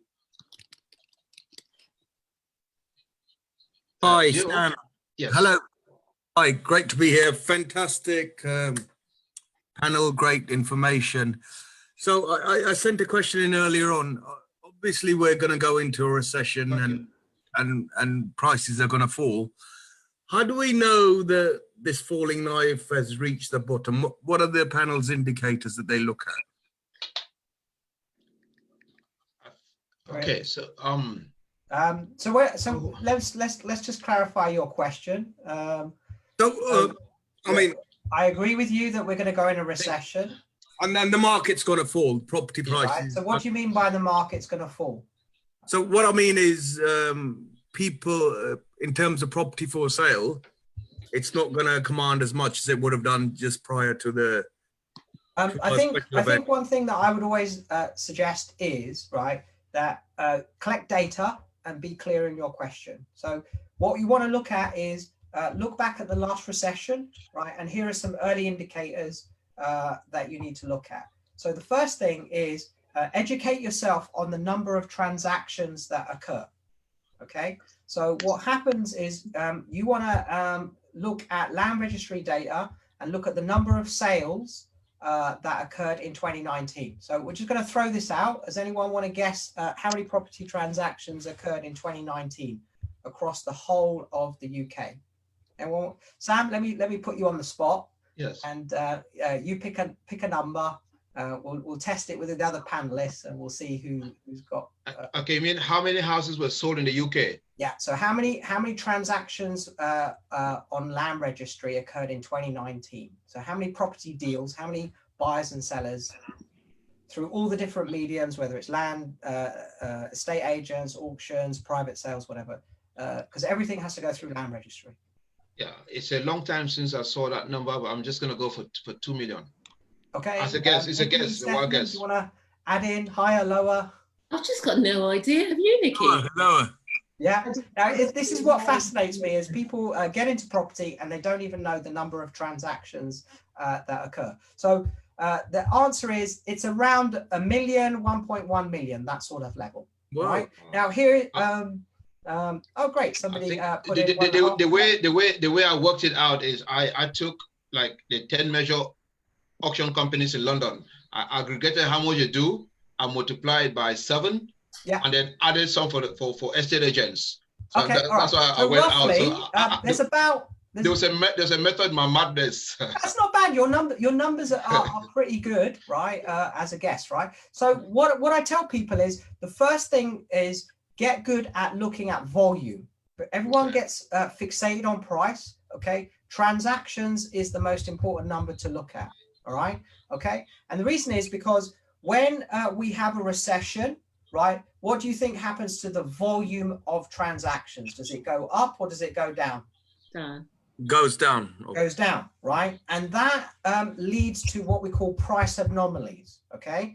Because the thing that you want to look at is Land Registry every month will communicate the amount of transaction activity. And so what that means is the transactions are less because there are less buyers, right? And or less, what I'll say is this, it's not less buyers because the desire for people to buy a property throughout a recession is always there. What will happen is people's fear, because they're not sure, will get louder, and that's what's going to cause hesitation and delay, right? Okay, so in a recession, 2 things. First thing, monitor the volume, because that's the first thing that's going to go down, right?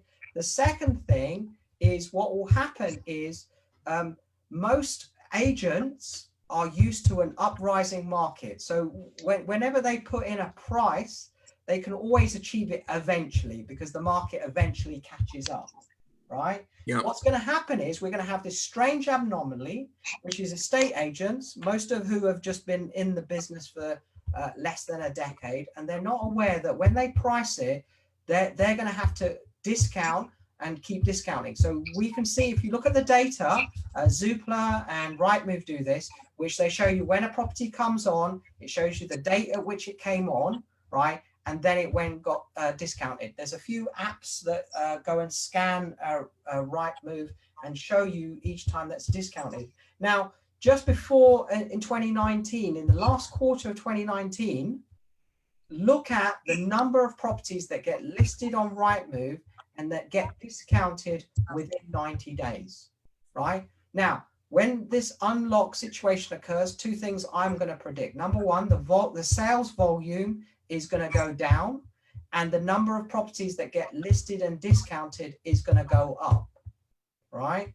So what that means is most of the pricing is going to only be where buyers and sellers match, okay? So you should be post-lockdown making your offers more often because they're just not other people making offers, right?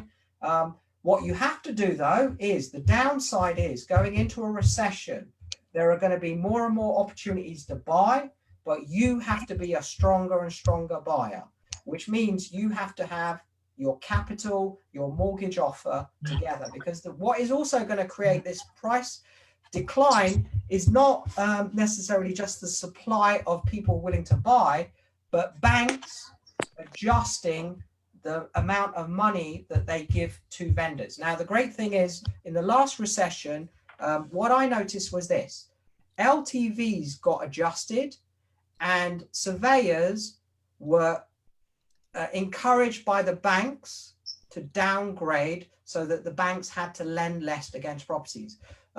I picked up a number of properties that were perfectly good, right? But when we tried to go and get a bank valuations, they took 30% off the value and then gave us a discounted LTV, right? Now, fortunately, what I had been doing the year before is working on my relationship with investors, and I was able to find that shortfall between what the bank would lend me and what we needed, right? And I was able to purchase properties, and within a year, 2 years, the same banks, I went back to the same property, and guess what? When the market recovered and the economy got back to a bit of normality, amazingly, the price is all recovered. So this is all about get your ducks in order, get cash, get meeting with investors, so that when the crash does come, right, you're in a position to buy.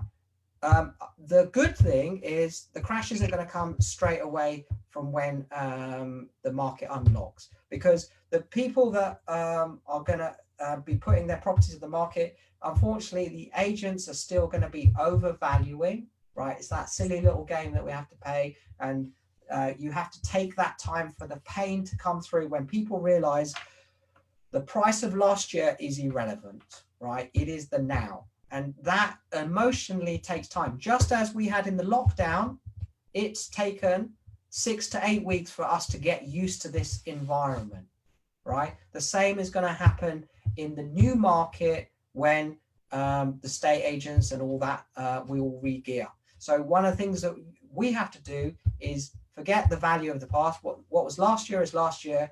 It is the now, right? And that's what's going to create all the opportunities, I think, for people. The key is buy stuff that will rent until the recovery of the pricing, which you can then refinance. And all that means is depend a bit less on the finances from the banks, find some private individuals and go hunt some bargains and figure out a good cash flow that will ride you through until the value recovers. Yeah, okay. Does that helped you a little bit, sir? Very good answer, Vanish. That's a great answer, which, by the way, just to qualify part of your answer, when it comes to pricing, auction companies, auctioneers react quite quickly. While post-lockdown, estate agents will be pricing out of sync, I can assure you that auctioneers will be pricing right, because auctioneers react to the market. A good point. That's the other thing in the recession that we picked up, which is that the gap between the auction price and the estate agency price, the gap will get bigger. It'll get bigger. So on that note, I think if you are serious about buying right now, wow, how best can you spend your Saturday than spend it with Sam looking at the auction workshop? Myself and Ranjit will be there all day on Saturday. Like I said, if you look in my background, we've got David from EIG that will be on with us on Saturday, giving you all the updates. And we've got a pretty face with brains, one of the best lawyers in the city, that would give you all the tools to deal with the monster that is a legal pack. And like I say again, legal packs, while the documents in there are important, but the most important one is the one that's not in there that should be in there. So if you want to know more about the auction process, how to deal with the auction, how to position yourself, or you just want to have a great day all Saturday with myself and Ranjit, please book. I think I put the link in the comments field earlier. So yes, I think we are going to be just running down. I'll probably let me see if anyone else got their hands up to it. Any more comments from the audience? Because we are doing our networking bit now, but what we're going to do is I'll just get the panel to make their closing remarks, and then we can then just network until everyone goes home. Yeah. So yeah. You know what you should do, Sam? Next time, I think we should have, like we have to have the virtual bar.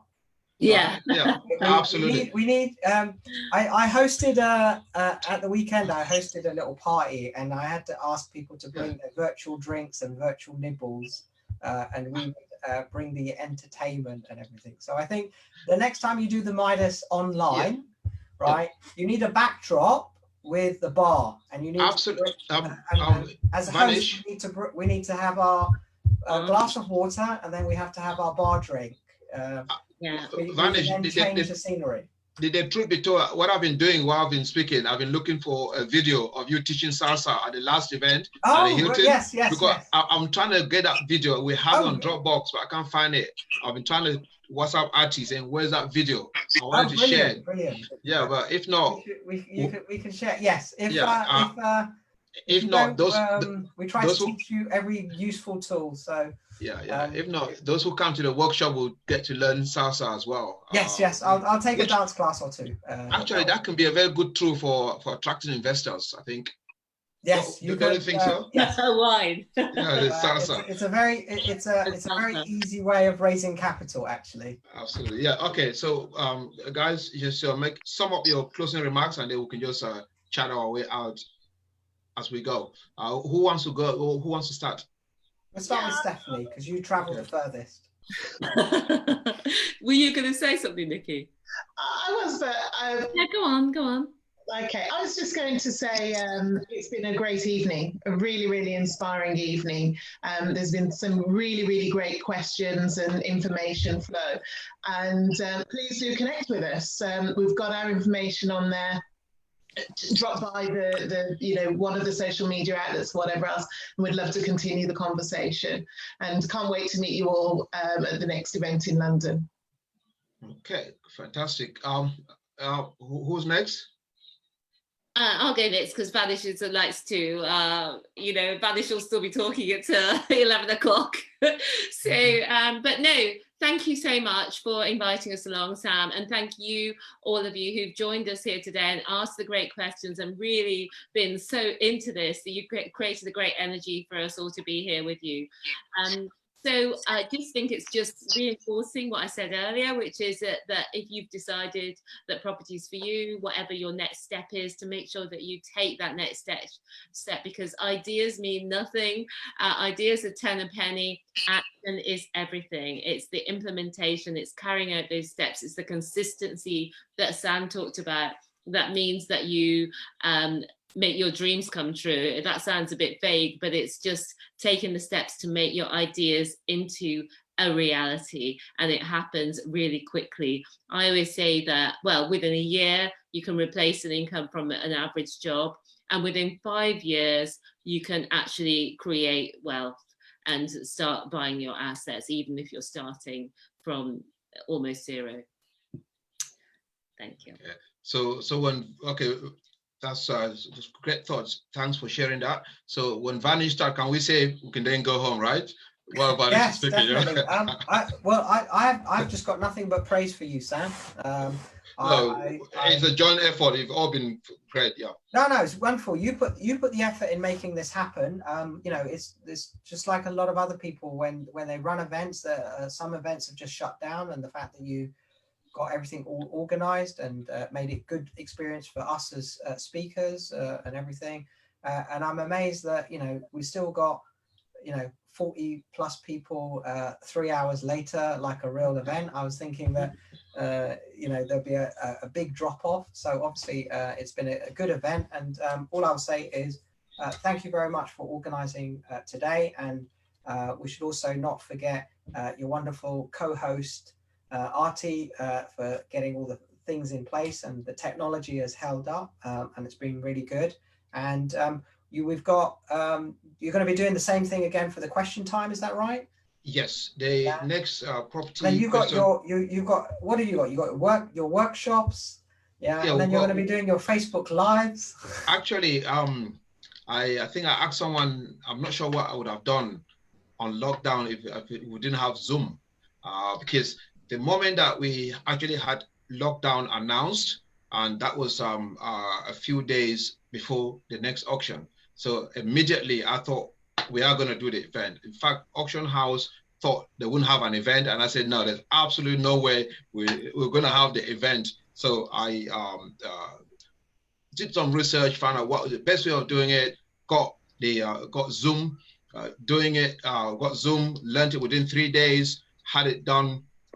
And funny enough, after the first event, one of the attendees called me afterwards and asked me my age, which I told him, and he said, wow, he is a much younger person than I am. And he said he didn't think he can learn that kind of skill within 3 days. I said to him, as entrepreneur, it doesn't matter your age, there's no entry barrier. It's all in your mind. If you want to get it done, my sole objective at the time was to have the event done. Either way, I had to get it done. So for the workshops, Doesn't matter how old you are. I think that's a compliment when someone calls you and says, "What's your age?" Wow, you learned that in 3 days. I was like, I thought, let me look at the positive and say, yes, I did. But yeah, it's been fantastic having you guys. Been great value.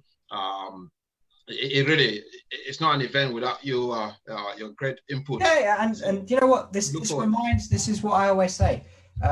The great thing about joint ventures is all about collaboration. It's about all working with people, everyone doing a little bit, and together you get a lot more done, and it's enjoyable. You know, so it's been a great evening. Now, what I would say, Sam, is we have a duty of care to the attendees. Yeah, absolutely. Because some of them are new and getting started. So I think it's best if you close on a high. Or the best meetings are always the ones where you feel like staying a little bit longer, not that you should have left half an hour ago. So why don't we end on a good high tonight?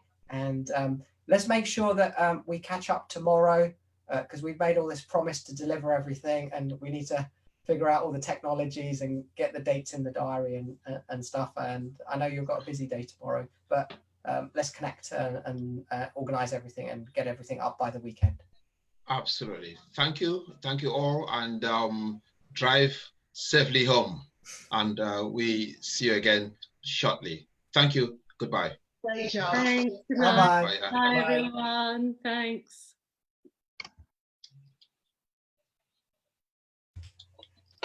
See, this is hardcore. They don't want to hang up. You see, no one wants to go now. Yeah, I'm gonna let. Normally, I'm gonna let. No, Sam. In the days when I used to do on the conference, we used to have this thing, right? Which is we would say, do the goodbye, but don't hang up, right? Yes. And then we used to stay silent like for 1 minute, right? Okay. Waiting for the other people to participate, yeah.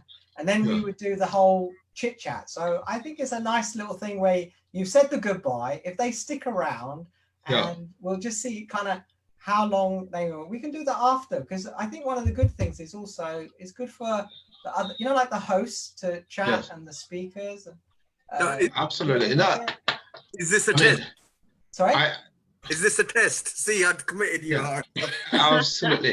Yeah, you know what? I thought when we used to do. We'll know if you're here until 11 o'clock. And Ranji, Ranji is the timekeeper. I like the way that you got up and went and did whatever you had to do. And I've seen about 6 different issues of the Property Investor News background. I'm glad you're paying it. And I like the fact that Stephanie was polite. She actually turned off her camera, went wandering around to do whatever she wanted to do, and then came down. Ranji hasn't worked out where the turn off button is.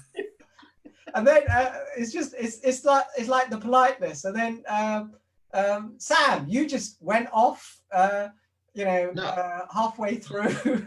No, for me, I think my biggest challenge at times is that I'm watching on Facebook, and Facebook is slightly delayed. Yeah. So at times I'm not sure which is real for me, because I'm trying to do both. Exactly.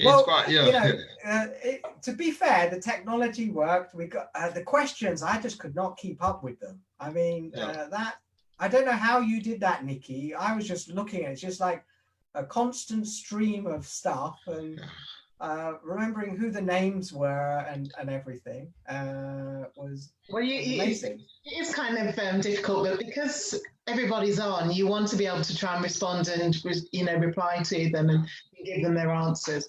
But no, it was great fun. Good fun. What I found interesting, Sam, was like, I think you and I literally came on at 6 o'clock, and there was just you and me. Yep. Right? And he was Sam was you guys missed it. Sam was putting on his tie. Okay. So it was like, like the normal routine that we have at a Midas event is Sam sort of kind of getting changed, and then I think 1 or 2 people kind of joined. As long as it was only his tie he was putting on. I think I didn't ask, because normally I ask Sam, I say, how many are we expecting, just so that I get a feel for the room. And I went online, who knows, because loads of people will register, but will they bother turn up? And then literally a couple of minutes in, bing, bing, bing. All these people are coming in, and you're like trying to talk to them and everything. And then I saw your face, Ranjit, and I was thinking, where's that come from? And then I did the same thing as you, Sam. I went, how does he know how to use this technology, right? Yep, exactly. I was very impressed. You know? Absolutely. You managed to get the back when screens and everything. When Sam first started doing this Zooming, right, we had a chat, and he said, this is really good stuff, you know. All you got to do is put a shirt and a tie. I said, okay, and I won't ask you to stand up. Apparently it was in the news that one of the online clothing companies is buying another company who sells relaxed bottoms, because everyone's wearing shirts and ties and leisure wear. Yeah. Yes. I've got to ask a question for Stephanie. How have you got such good lighting? I've actually got 2 huge lights. Do you want to show you? What have you got? Show us your they're light. very impromptu, but when I was first recording the course, it was in the winter, and so I wouldn't have much daylight, and I was doing it almost 24/7. So I've got these lights. Let me just show you. Yeah. Amazon probably. Yeah, definitely. Is it? Have you got the LED ones, or is it like have you got like a light bulb type thing? Because I think I need to. They're just a bit DIY. Oh, wow, you've got like proper. Yeah, I've got 2 of those. How many of those have you got? 2.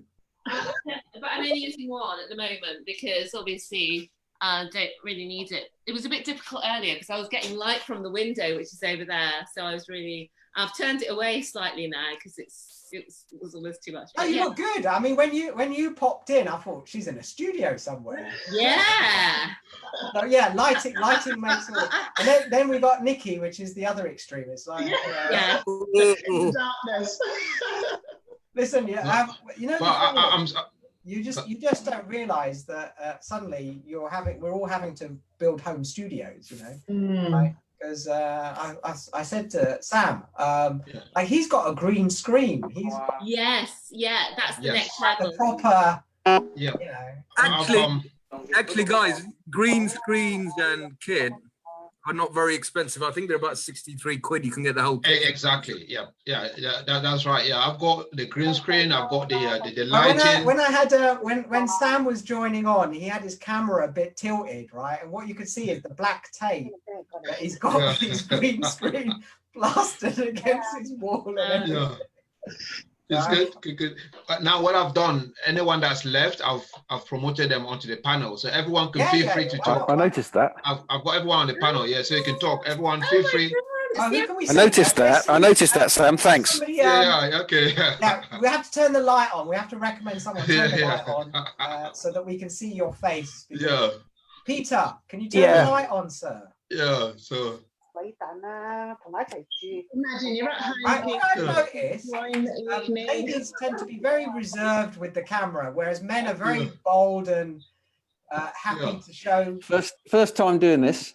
Oh, wow. How are you? Very good. How you doing? All right. Good.